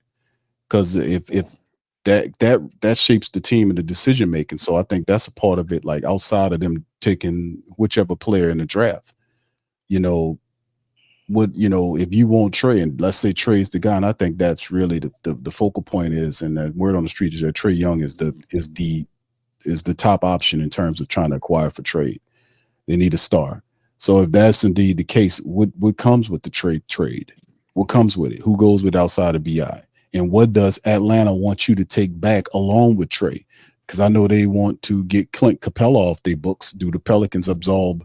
Do they observe? Or not really? Do they, do they take in the contract? Wouldn't that put them at the lottery? Wouldn't that put them at the tax? That's what I'm saying. But that would indeed, because because you would be taking in, how did you absorb, both Trey Young and Clint Capella? Because I know they want a Kongwu. They want him, but Atlanta they'll be reluctant to moving him because I it's just cheap. don't think he's that good. I don't think he's that. I don't think he's a starting center. He's a player with higher upside, but Clint Capella makes a lot of money, and I'm looking if you would be. But isn't he on the expiring Capella? I think let me look Clint up. I think he has another year on this on it. Let me see. I don't think it's an expiring deal for Clint Capella. Hold on. I don't think so. I think he got extra years behind this year, if I'm not mistaken. Hold on, let me see if I can find that. I thought he was on a 2-year deal. I think he had extra years on his deal, if I'm not mistaken. No, it's an expiring deal. Yeah, I thought. I'll be reading a little bit too cute. Yeah. You're right, Mose. It's this year's the last year. It's 22.2 mil that the Pelican. Let me put it on screen for the family. I'll take that. I'll take him with that because he's coming off my books. Yeah. So there you go. So is it this Capella? And damn, it went it ballooned. So yes, the last year, 22.6 mil for Clint Capella. Then he's unrestricted free agent in 25-26. So there you go. So and that's one of the things that we kind of looked at too, because it's the Pelicans would if Atlanta tells them, hey man, if you want Trey, you might have to take in the Clint Capella $20 million contract to make it pop. Then you can turn around, you can move him at the trade deadline too. You know what I'm saying? So yeah, so you got some options right there, right? So yeah, but you also have to, but you still also have to account for if Trey's the move, and you depending on who you bringing in, then you taking in 22 million or whatever it is from Capella plus Trey Murphy's $43 million contract, and then sending out 30 plus mil for him and probably Larry Nance. If you bringing in Clint Capella, that means Larry Nance is gone, and Larry's at 10.6.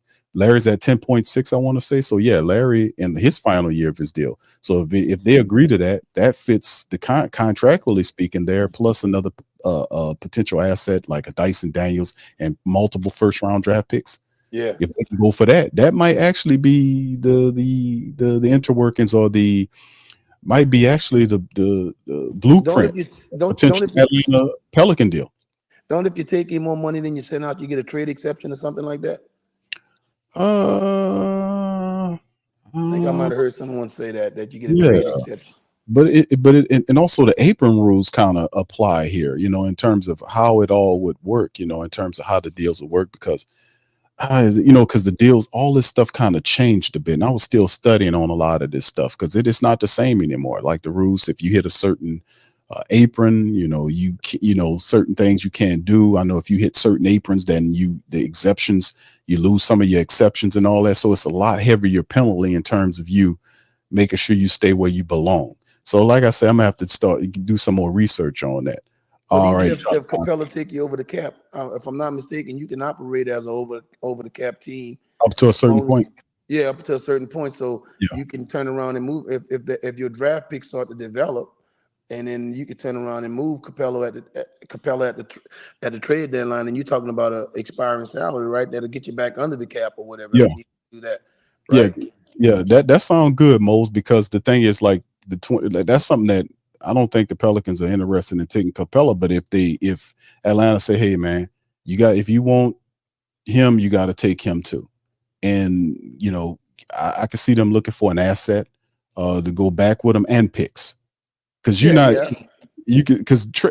BI is not just anybody. BI is a very good player. He's still young and all that. You pair him there with what they're doing, and they're not doing a total rebuild. That's not what Atlanta doing, according to what I was reading up on. Atlanta's resetting their team. They're not dropping all back down to zero. Whoever that first round draft pick in the draft is going to be a person that helps them to compete in the Eastern Conference. They're not dropping all the way down. They're still going to be very much better than some of the bottom feeding teams like a Washington and all these type of people, or Detroit and all these kind of people. So I don't think Atlanta's doing it. Right. I think they're not doing a rebuild. They're just resetting and using Trey as a piece to get pieces around what they got. And I don't think they trade, like I said, they trade Trey and get BI or whatever, then I think they keep DeJounte Murray. That's what I'm hearing. Like they're not going to send out both, and then but they're going to have one. They get rid of one dude. They get rid of Trey for assets to help with DeJounte with the first round draft pick. They have Johnson there. They have a few other pieces. So like I said, right. So it all depends on, man, like what does the skeleton work for a plan with the Pelicans look like? But I do think that it involves them taking on the Clint Capella, which means we would have to send out Larry Nance, and we have to work some stuff. And it'll be kind of semi-complicated because you also have to look at the Trey Murphy the third thing as you're looking at a potential extension for him. So it gets kind of murky at a certain point, don't it? How they so that's very vital. What happens if you can't move BI? I think they move them, but if you can't, you would have to decide on. No, I think you can move them. Why would you feel like you can't move BI? I think you can move BI. Why would you feel like you can't? Because sometimes there's a lot of stuff out there in the air, right? So sometimes you read and sometimes you hear people say the market is not that good for him, right? So if you stuck not being able to get a Trey Young or somebody, you're not just moving a BI for just anybody. It's got to bring you back something that's worthwhile. But if you can't get that, then if you're stuck with BI, then what you do? You got to sign some type of contract extension. You got to move them or lose them at some point because you're on the timeline. No, you're not going to lose. Yeah, but then again, there could be a situation like that provides a dilemma. Like if you're saying you can't move them for whatever reason. But it's like me not seeing somebody wanting Brandon Ingram on their team. I mean, there are many teams that want Brandon Ingram. It's just the package you're going for. It has to be a good package that net a superstar. You got to be able to use flip BI into a star. That's why the Pelicans have Trey Young and Donovan, at the top of their team, like, Spider Mitchell on top of the team. So them guys playing, man. if they can't move them, Moles, I don't know, man. That would be problematic if you felt like there's a situation we can't be moved. Definitely.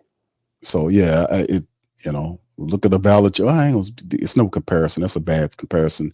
Look at what the Pelicans did with Valanciunas. Like, they had all this time and they just didn't move them for something.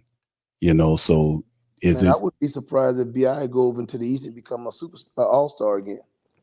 Yeah, it depends. It's a lot. It's a lot of stuff to think about. Go ahead, Lex. If you're talking about, Brandon going to a contending team,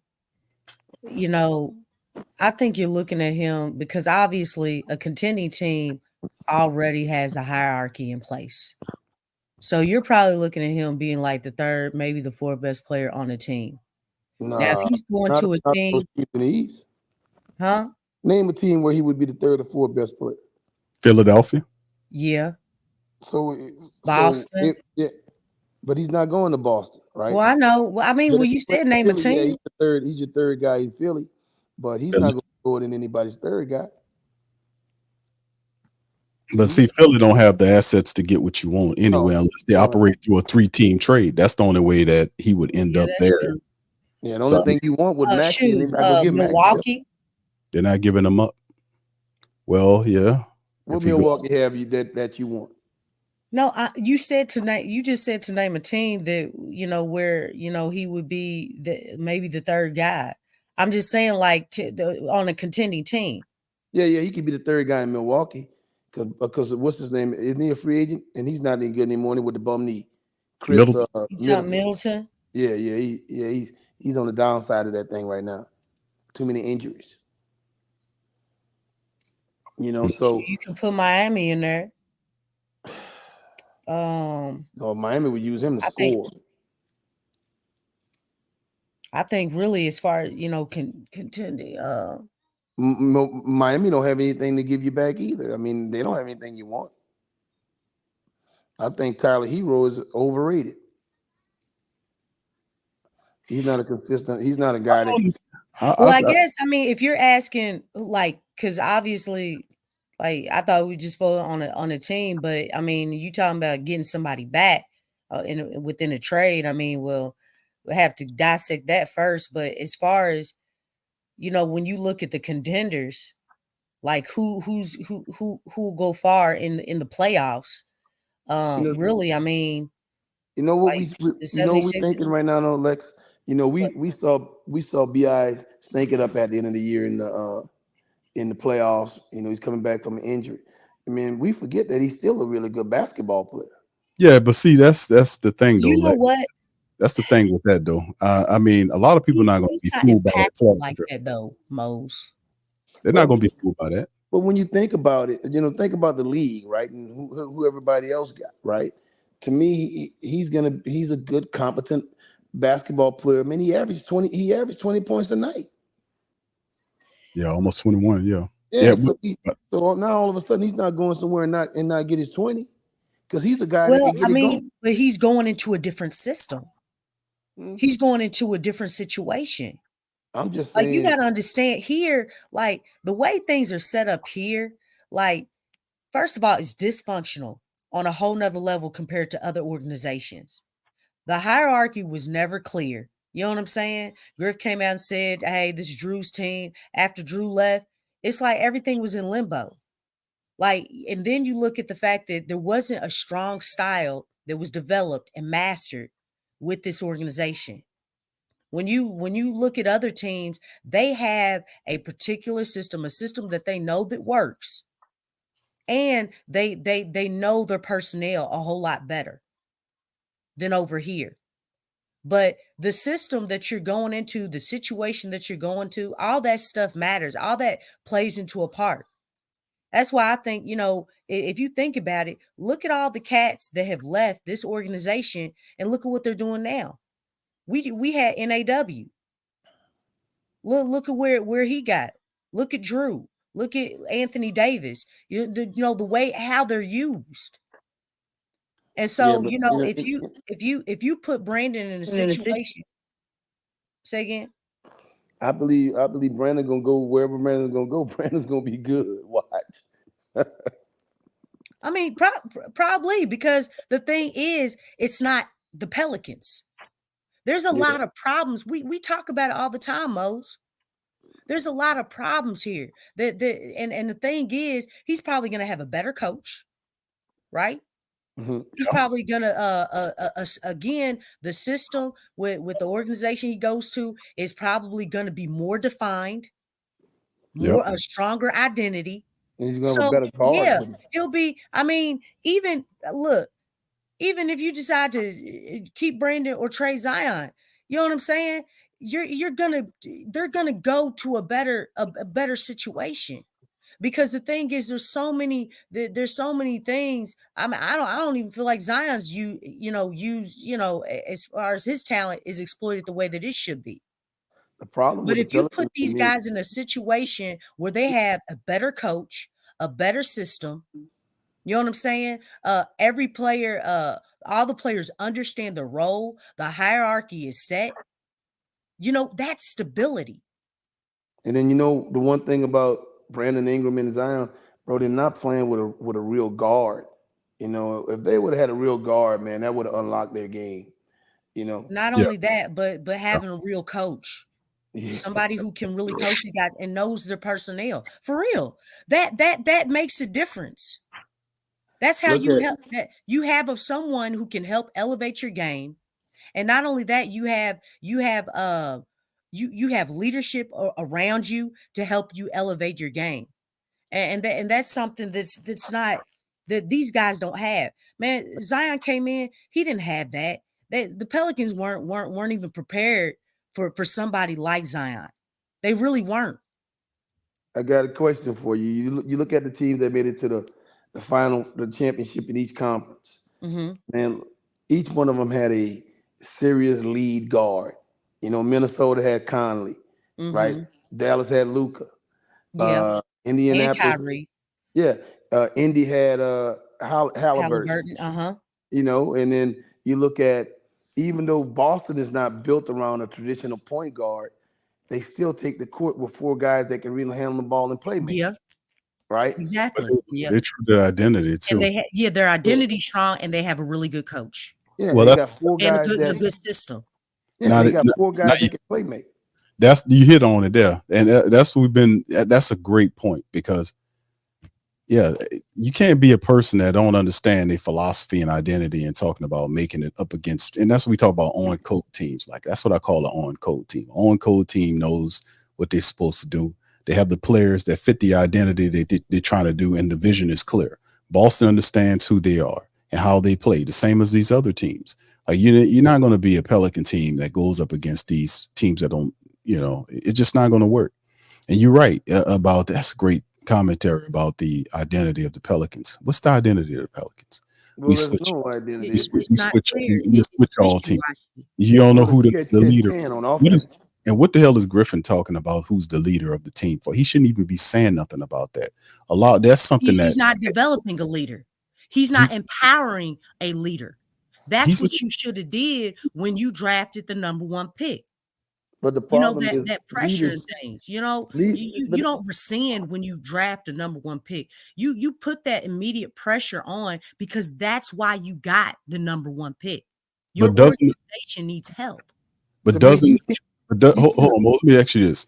Does the trade, if you go for trade, let's say Trae Young, if Trae Young, because that's obviously who they're aiming at first, if Trae Young's the guy the Pelicans are wanting, doesn't he fix a lot of that? Like, when Trae Young, if they pull the trigger on Trae Young and pair him with Zion Williamson, doesn't that fix all of that? Doesn't that gives them the leadership that they need at the point guard position? Doesn't that then changes the game? It puts pressure on Willie Green. If Trae Young puts pressure on Willie to be a better coach, doesn't the Trae Young trade does what we fix some of the issues that we're talking about here?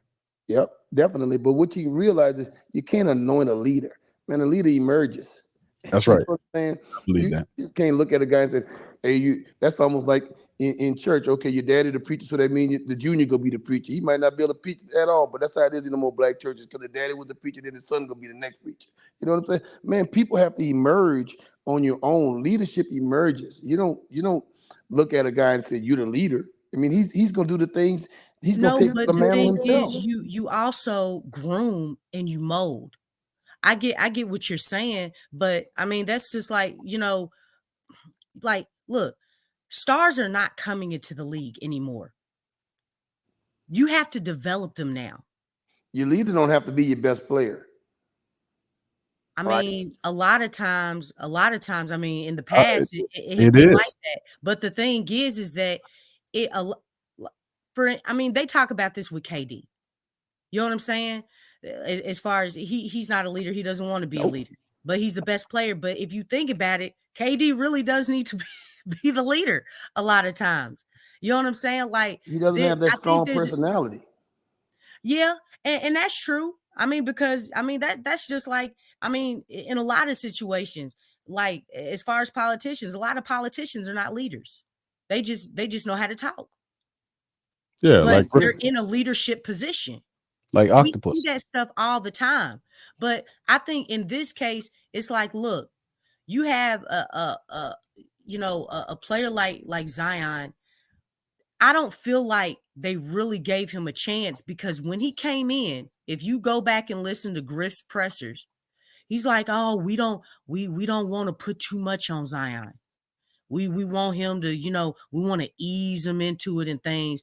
Look, he came from pressure with Duke all that season. Man, been a And it's superstar like for you a long you time. you didn't you didn't allow him, you didn't even give him a chance because you rescinded. And my thing is, look, if look, a lot of players, if you think about it now, I think before his draft, like 2 years before his draft class, there was like a draft class where 15 of first round picks, they all went and played in the G League. Y'all remember that? Yep. There was a class, I don't know which class it was, It was a but couple years ago. yeah, they went, 15 guys went to the G League. Like, these guys now at this period of time, like, they're not coming in ready like that. That means They're getting younger. even with your top picks, you have to groom them. You have to groom them. You have to develop them. Even though they have great talent, they have to be groomed to some extent. And so the thing is, if you're not doing that, if you're not helping grooming, really teaching these guys on how to be a leader, on how, hey, we need you to do this, we need you to do that. If you're not really putting that pressure on them, that's how you see what a guy's made of. You put pressure on them. You Yeah, don't but you take still the have to have a pressure certain away. personality. You still have to have a certain mental makeup that Yeah, but makes you a hey, leader. but you don't know what you're going to be made of if you don't encourage it. Yeah, If it's not nurtured, if you're not trying to bring that out, it's like with your kids, man. You put pressure on them to see what they made of, right? Mhm. To But help to them me, grow and become leaders. on the Pelicans team, Herb Jones seems to be more of a leader than the rest of those guys to me when you're just watching that thing. Well, you look at also, he's a 4-year player. He was groomed in college. Yeah, but he has the mental makeup. You know what I'm saying? To be that, right? Because I think it's a the best. combination of both, though. Yeah, You know what I'm saying? that's I just, mean, you still have to learn. You still have to be groomed. You still have to be empowered and put in situations. Okay, let's see. Let's see what you do. Let's see how you're going to respond.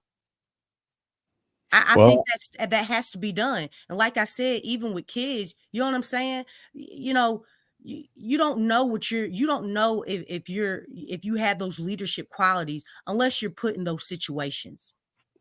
I'm gonna give you an example.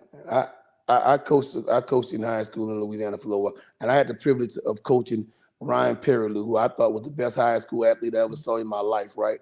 Mhm. And he was good at every sport, and he wasn't what I would say a vocal leader like type guy. He would come in there and say, "Hey, I'm going to get mine. The rest of y'all better come on with me." You know what I'm saying? That was the type of guy he was, right? He was just that type of dog, right?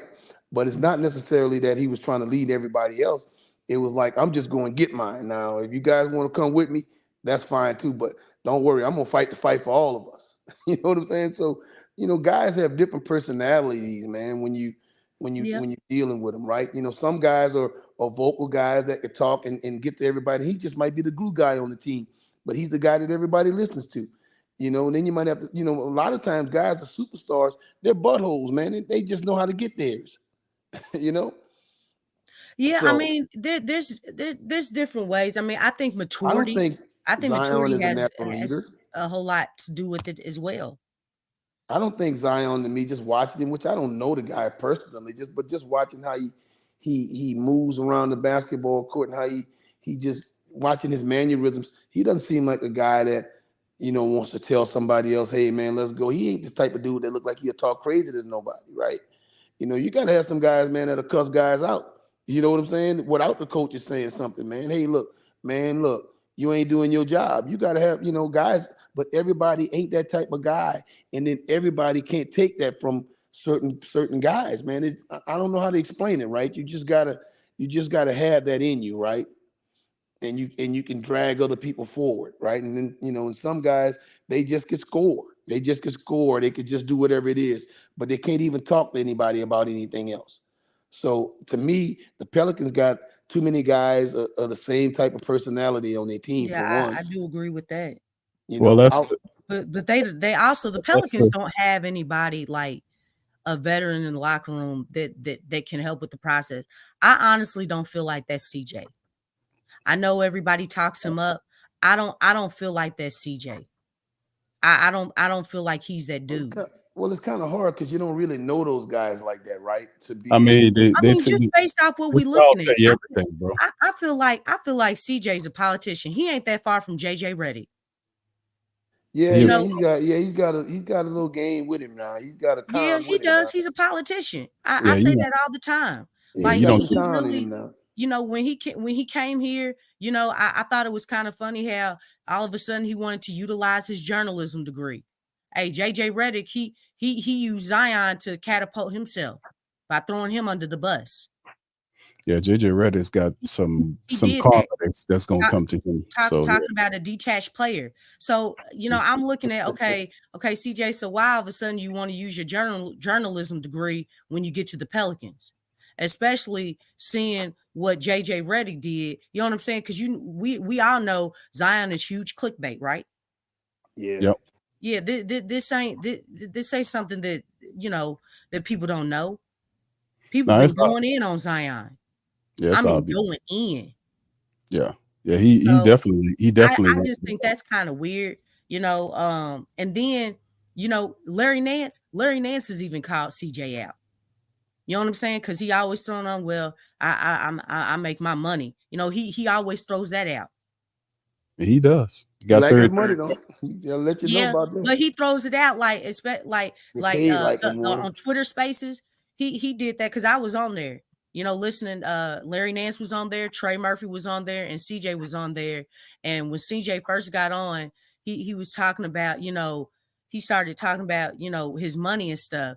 And then Larry Nance came in and he was like, dog, that's really deep, man. I mean, so we on here with all these people on Twitter. Like, they know that we make a lot of money. That wasn't even necessary. He called him out on that. Yeah. CJ, you don't become the union rep for the players without politics in your blood or doing something to that degree. So yeah, I think it's about time the Pelicans. Resetting the core means CJ is not a long range option at 33 and a third for the Pelicans, no doubt about it. Especially if you're reaching for a superstar. So I mean, yeah, you're right, Lex, calling them out. Shout out to y'all, man, for being in the chat. Black Artist says drop the link already in the chat, bro. It's pinned in the chat. For the family members who don't know, we're not going to be going along further. We just give y'all a lot of time today. Yeah, we just hey, we appreciate you, Mose. Yeah, I like being on it. I always appreciate you. You really dropped some really good game, man. We just crossed. You go ahead, Mose. I'm sorry. You got that bookcase behind it, man. How many of them books you done read, man? I bought all of them, brother. I got all just about all of them, my brother. I'm working on the last one right here, my brother. I got one one last one right here I got to finish reading up on. Oh, So let me see what you got. Let me expand. Y'all can expand. yeah, I got one left right here I got to do right here. You know, there you go right there. People know what this one is. Did they ever seen this one before? I don't know. Y'all don't know. Y'all put one in the chat if y'all know what this is right here. Y'all will know what I'm talking about right here. Y'all will know what time it is here. Put one in the chat if you know what time this is. I hear Yes, you. I hear you, Big Q. that's the last one right there. But So, man, yeah, what DC don't work on the weekend, man? What's happening? We don't get him on. no, he was he was with us last night, and then I this heard. morning he got called. You know, he got called out on something, so he was tired, so he couldn't. I called him, and this morning he was you know, he worked late, so he was kind of tired up this morning. Let him get his rest. So yeah, he would have been here. But shout out to the fam. Appreciate y'all being in the chat. Shout out to you. Thank you, Kelvin. Much love. 504, I got you, fam. Cole says, Q, what we going to do about CJ McCollum? I think I just answered that, the 33 and a third for CJ McCollum's contract. Pelicans, we'll see. It's not really people really asking about CJ McCollum, but, you know, like I said, that could be something that they can address prior to the trade deadline. You know, maybe they can move him out because I think the contract looks a little bit differently at that point in time, almost like the Clint Capella contract of this year, which they'll be, you know, begrudgingly take it, but it's an expiring $20-something million contract that'll fall off the books, and they'll gain the money if they don't move it some kind of way else. So this is a lot for by the way, this is a lot for Bryson Graham to pick up on in his first year with Langdon leaving and Bryson Graham stepping into all this going on. That's a lot going on for a new general manager. He was an assistant general manager for a long time, but becoming the man with all this type of stuff, that's a lot to deal with. So yeah, we'll see how that goes. A Black Order, like I said, the links in the chat. We won't be going on very long. Anthony says CJ had the Pull Up podcast in Portland. Okay, there you go. I never heard of that. Didn't start, a lot of this stuff didn't start spark wide until you started. As far as on a national level, he didn't get on ESPN until he got with the Pelicans. But he did say that in his presser with Antonio Daniels. You know, that when they in that theater room, that was one thing that he pointed out in his presser. So I mean, that was probably at a smaller scale, but now he has a podcast specifically tied in with ESPN, and then he does, you know, other shows on the side on ESPN. Eventually he'll fold over to just like what JJ Redick doing. A lot of them do it where they become full NBA analysts and fall in line and start talking. I can see CJ McCollum comfortably on ESPN talking about basketball matters. That's I can really see that. Just on there too. I'm mad with him, man. He's looking for work after basketball. Ain't nothing wrong with that. He's saying this wine, I got this wine shaking for me, man. But listen, man, let's get paid to talk about basketball full time. And that's the move. So Pelicans got to make a move on that contract eventually. A lot of greatness is seriously. A lot of greatness is here. A lot of greatness. How you doing, man? Welcome into the stream, man. You the last family member, bro. Before we get out of here, how you doing tonight? What's up with y'all? This afternoon. What's up? How you doing? First of all, I want to shout out all the pops, fathers for Father's Day weekend. Shout out to y'all, whoever y'all is. You know, shout out to y'all. Just real quick, I think the Pelicans to start off this season right now. It looked rough right now. You lost Trajan Langdon. Looked like you're gonna lose James Borrego.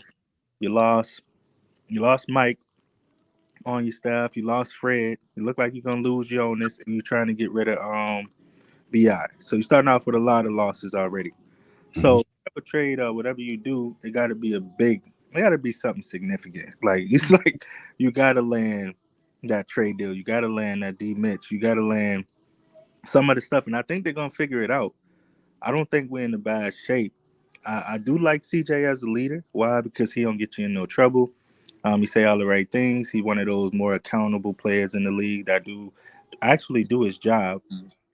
His job was to be a number 3, you know, come in, make shots, and that's what he did. He finished top 5 in 3-pointers made. Right now, his landscape, the Lakers looking at him, Detroit, Orlando, I heard really want to get him in. Maybe even the Heat was talking about getting CJ in. So he got some people looking to bring him in. It's just the fact of how we turn that into players that help us move past that 8 seed. And I think the problem with the Pelicans is everybody else, like Lakers, Celtics, all these teams that always go ahead, they focus on their big stars first. And I feel like the Pelicans always focused on role players first. With the Jackson Hayes, with the quick kid that we didn't play, he got injured with the ACL. Now you're doing it to Dyson where he's not getting as many minutes. And the problem with us, even with our role players, we don't play them enough to say, hey, this person to be a good player for us. Like Dyson, we already ready to get rid of Dyson, and I don't feel like he even scratched the surface of what he actually could do, because he was supposed to be a point guard that could facilitate, defend, and only had to develop a 3-point shot. But him, just like Hawkins, when Hawkins was showing out, I thought Hawkins was gonna take that 6-man role easy because he was dropping 30-point games as a rookie, and then mention him. So I didn't understand that piece. Whoever is our rotation guy, whoever is over that part, somebody got to fix that part where we get a consistent rotation. And we haven't had a consistent rotation for years. Like, it was always 20 plus different lineups with this team. And we already started off bad. So now the fact that we got David Griffin in help, and I'm pretty sure I told y'all if we lost Trajan Langdon, we was gonna lose a lot more people. And it was gonna go left. And everybody was kind of undermining the fact of losing Trajan. Trajan already made 3 swings since his time at Detroit in only 3 weeks. He got two coaches, he got two different pieces. He fired some people over there. Like, you could see action already happening with him. And I don't know why the Pelicans sitting on their hands after a 49 season, knowing we got to go forward. Reactive. They ain't proactive enough. I don't know. It's a lot going on with the Pelicans. I think we 50-50. Like, whatever moves we make, either make or break us. But we right there on that borderline. Like, if we keep CJ, you got to figure out that piece. If we keep D, we got to figure out that piece. We definitely need a center. This team wasn't a bad team. We just need consistent rotation, solid players, and somebody that could coach a lot better than Willie. But That's a lot, man. That's a lot with greatness. That's a big deal. I don't think we should go after no old coaches that have the same old mentality. I think we should get a fresh face in there that actually know what he's doing. That's just hungry to win. And like greatness. Hey, man, What do you think about Sam Cassell? Cassell gonna get a job soon too. Wouldn't he be an older coach though? Yeah, no. Like a Chris Quinn, aren't you? That's what you're looking at. A lot of greatness, like a Chris Quinn. Greatness sound like DC a little bit. Yeah, I'm looking for somebody that's fresh. Like, that's just come in. His only job is to win. Like, he don't got no other choice but to win, and he hungry for it. Like that Celtics coach, when Utah got that coach and he was out there, you could see the development and how he coached. OKC coach, a fresh face. I don't think D'Antoni do it. I think you need somebody in there hungrier than Willie to get. Yeah, I definitely can get with that. But when you talk about like the coach for OKC, coaches like him, he came from the G League. That's right. So we weren't familiar with. I mean, you're talking about somebody who we absolutely know nothing about. That was something like you would have to know as far as in the inner workings, as far as getting the type coach that the Pelicans need, like as far as fresh space. But their names rang out though, Lex. The names like Mark Daigneault. I was slightly hearing about him, how he was doing well in the G League and some of these other guys. But yeah, their names rang out, and that's how they knew to go and talk to like a Jamal Mosley or Charles Lee or guys like that. And by the way, Charles Lee, he got the job as the head coach of the Charlotte Hornets. So I mean, they got some guys out there that names are ringing out, that guys like a Trajan Langdon and others know about. It's just the fact, like I was talking about with the Pelicans. The Pelicans just go for a certain personality in terms of whether they like the guy or not. Then it's this rhetoric about the human beings and all this nonsense. Man, we need winners, we need dogs, we need a mix of personalities on a team, and you got a basketball cult. That's what I call it. Do we officially have a GM right now? We officially have the replacement. Yeah, Bryson Graham. Oh, it's the same person who it was when Langdon was already backing up Langdon. That's right, Bryson Graham. The GM, he just was like, he's interim right now, like temporarily covering. Well, the word, it's not official, but word on the street is that they're saying that is, and not from I'm saying it's official. Official Pelicans release saying that he's the guy. Although the word on the street is that he's the guy that they're going to pick to be general manager of the Pelicans. So I mean, I didn't see any official release by the Pelicans putting that, if I'm not mistaken. If y'all seen it, put one in the chat. But there are many reports, according to insiders, that saying Bryson is the Pelicans going to be making him the man. But that's a lot for a first-time general manager. Saying like you basically- got to clean up coaching, center. You got to I clean up coaching, the center, making the team better. Maybe getting a star in here on side of Zion. I feel like that's a lot. It That is is a a lot. It is a lot. That's a lot. And then you have to think again, shoot, the coach, the type of coach the Pelicans got. You know what I'm saying? Because he likes to work in a certain type of space. But let me ask you this: this trade does Bryson Graham introduction to the Pelicans put Willie Green at risk, being that this is not the guy he picked? No, man. Man, Griff run all that, man. Yeah. Griff run all So we that. got Griff. Maybe because I think Willie Green just want to do it just to get by, man. I don't go for no championship. Be Yeah, honest, Griff run all this. playoffs. That's he want to come out. Hey, we made the playoffs. We got to get back. As long as we, and I think if we put a solid team together, Willie ain't gonna have to do much coaching. You should pull aside. we win by proxy, huh? But You ain't got to do much coaching because if you got a Chris Stapps, Jaylen Brown, Jason Tatum, Derek White, Al Horford on the back end, you got all these players that play both ways. Hey, And Q. do something like that. Yeah, that's interesting, man. Yeah, brother Moss. I hate to change the subject, man, but where Jay Black been, man? it's off season. Yeah, Jay Black was he was on the not last night's show, but the show before that. Jay Black been chilling, man. Shout out to my dog Jay Black, man. All right, because I was thinking Jay Black might have been trading Langland on the slick with a voice thing coming on that thing on us. Now that Langland left, we can't find Jay Black no more, man. Nah, Jay Black's around, bro. I know All Jay right. Black's still chopping up. Make him show, man. Tell him I said what's happening, man. Yes, sir. Yes, sir. I sure will. Shout out to Jay Black, man. Jay Black he come with it when he come, man. He come hard. Yeah. Yeah, Jay Black is we was a big time supporter of Willie, but then, man, he just let Willie have it on a couple of shows back. He was like, man, this ain't gonna cut it, yada yada yada. But like I said, I don't want to get Willie Green, the person, mixed up with Willie Green, the coach. A lot of people do that from time to time. Like they say they like the guy, da da da da. Liking the guy, his personality is one thing, but doing the job is a whole nother thing. And we know Willie Green has to make a quantum leap in the fourth year. That's what it comes down to. But that's what I was saying.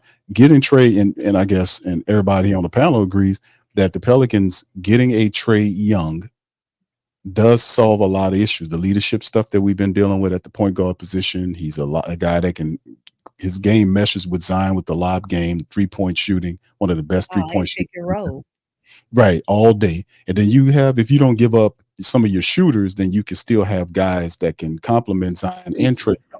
So, I mean, depending on how you play this, you can come out smelling like a rose if you don't give up too much, like give up your shooters or whatnot. The Dyson Daniel thing that you mentioned, like greatness, was a good point because they were supposed to be grooming Dyson Daniels to be the future point guard of the team, just like the Pelicans supposed to be grooming Jordan Hawkins to be the number 2 shooter next to him. He's a 6'7", 6'8" point guard that has immaculate defense. His 3-point shot did improve. He just doesn't get the minutes consistently from Willie Green because he's undisciplined with his minutes to these young people. And that's dealing to the fact that a lot of these people, he don't believe in them. So, I mean, but Dyson Daniels is supposed to be the future of the point guard position. But usually when teams underperform, they reset the core, they bring in these other guys, and all that goes to hell in the handbasket when you got to reset everybody. So, there you go, Dyson. He could be a piece that could be moved in a potential deal. What OKC did? OKC, them dudes was their first time in the league. Them dudes was getting their butt with 2-3 years and just stayed together, but they had time on the floor. Wasn't getting benched. They kept on getting that time on the floor, and they just came together that third year, started whipping everybody. But our problem is we don't put guys on the floor to develop enough. They want already ready-made pieces for everybody. When you really only need 1 or 2 dominant pieces and everybody else to do their role after that. But one thing we definitely need on this team is not all these nice dudes. We got too many librarians on this team. We need good human beings. Quiet boys. Something different on this team. Some grit, some fight. Yeah. A little more. Trey Young brings that. Just by itself, though, we're gonna need not Patrick Beverly, but some guys in here. See if we could get a Gafford in here. I don't know what Gafford contract is, but we gotta make some steals, man. We gotta get some real good, solid 2-way players in here. Yeah, it's we got that. Bryson Graham has a lot to do in his first year as the general manager. Boy, he didn't come in with an easy job at all. Establishing himself as a general manager and with a vocal VP, kind of undermining him a bit. What matters of it. That's why I'm like, it's supposed to be one voice coming out of it. They can all sit in the same room, but all questions be sent to the general manager. Let it work from him, and then everybody else parrot what he's saying. That means you're on the same line. We don't need David Griffin deciding on who's the leader of the team and talking above his head when he's not the guy you need to be talking to. And then the media needs to understand that the general manager is Bryson, but that will never happen because David Griffin's an Everybody attention. has the GM as He's Griff. an attention. Griff is the GM right now. I mean, we know who the GM on paper is, but the GM, as far as the PR guy, the person's face who we see in the camera, that's always Griff. Even mainstream media makes that mistake that Griff is the GM and he's not. And sometimes even Pelicans fans have forgotten, mental lapse or whatever, that, oh yeah, it's Griff. And that's what the problem is that, the delegation of that job description is not in its perspective place. And it confuses the public because every time Griff, that's how we see when talking about the team. So I mean, I think just Griff's control factor and you talk about this all the time, Big Q, being microscopic and having his hand and everything, his for Dr. Octopus, that is becoming a serious problem. You got to allow, guys that have these positions to do their job. And Griff even has to remind himself, dude, you are not the GM. You are not the GM. If Bryson Graham is going to be the GM, it's got, he let the man do his job. But that becomes a reoccurring event as far as Griff stepping in every single time and kind of taking control. I mean, and really it's almost like a monopoly. Yeah, he's a control freak. That's the personality of such what he does. And then that's what I was saying. Whoever the guy, Bryson, he has to be vocal. You taking that job, you got to understand, you got to be more talkative than the VP. You have to really possess the job. You can't be a quiet dude because he will overtalk you. And it's just one of those things. Like, he has to really step up and be vocal and take. But like I said, and you're right. A lot of people say this is he picks these quiet guys, these general managers that won't give him nothing. He behind the scenes manipulating the deals, and if things go awry, the general manager gets the blame. So I mean, in the end, like I said, we got to make sure the focal point stay on what it's supposed to. The target site stays on the individual. We know what time this is. We know that site broke this and dissected it in many different ways. But at the end of the day, we got to be able to make sure that this is very pivotal. This offseason for the Pelicans' success going forward is very pivotal. And 50-50 is what La Greatness chimed it as. And you're right, man.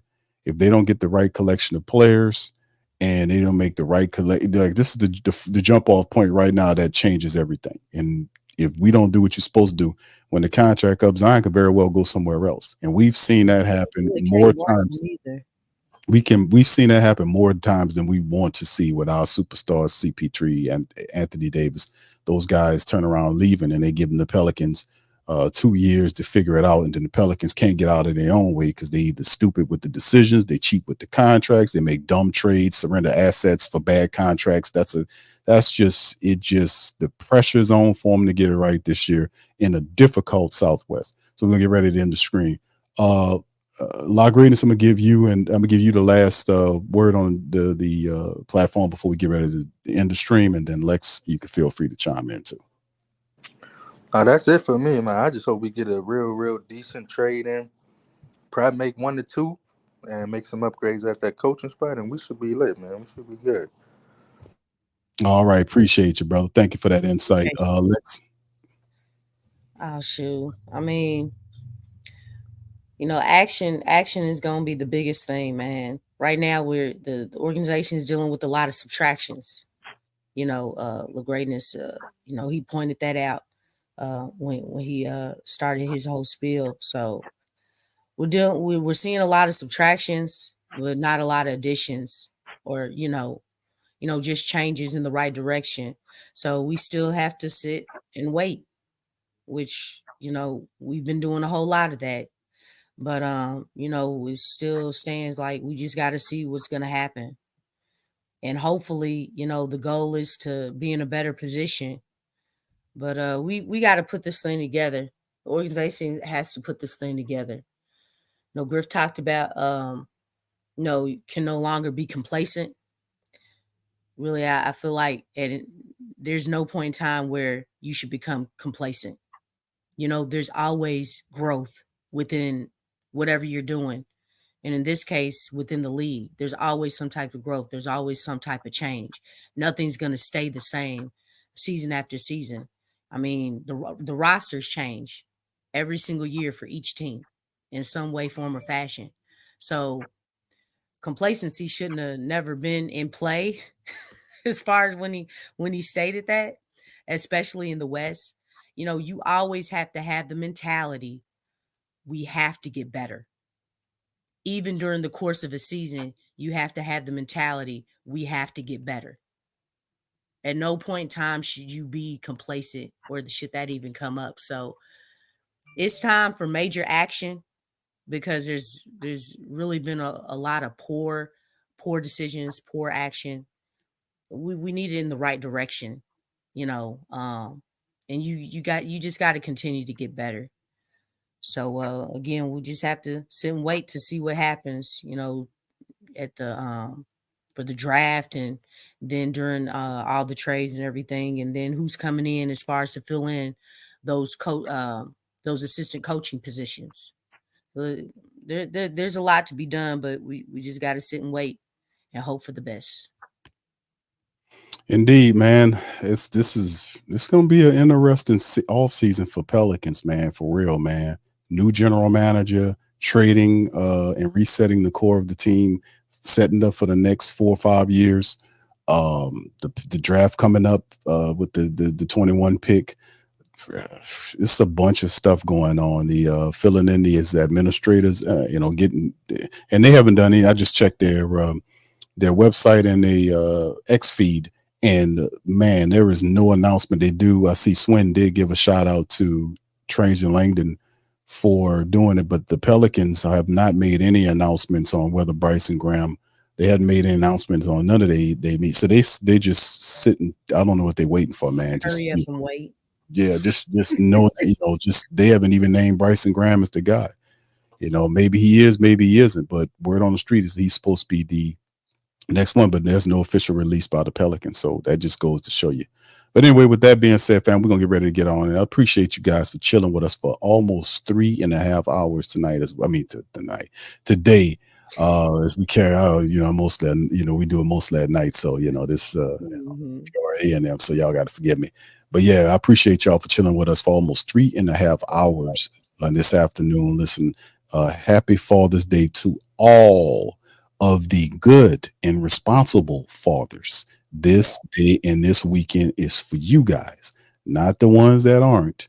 Maybe if you get up off your ass and change some stuff by this time next year, you can be proud to be and it happens Father's Day could be applied righteously to you. But shout out to all of the righteous dads out there, man, for putting in that work and handling that business with them cheering. Y'all are the truth. Shout out to you guys. Appreciate that as well. Big ups. And like I said, we always shout out our moms and everything. But yeah, shout out to the dads, man, for doing it the righteous way. All right, so with that being said, we're going to get out on that, man. I appreciate all of y'all for spending some time with us. Y'all hit the like button if y'all listen on other platforms like X and all these other places. Hit the like button, hit the retweet button as well. That helps us out. And we appreciate y'all, and we're going to holler at y'all on the next one. Y'all be looking out. Next week, we have our draft content and breakdowns on players and all that. We customarily been doing that for years. That'll be rolling out this upcoming week as we get ready for the in a little bit while the NBA draft will be popping up here and broken into 2 days. So we'll be covering all that as well.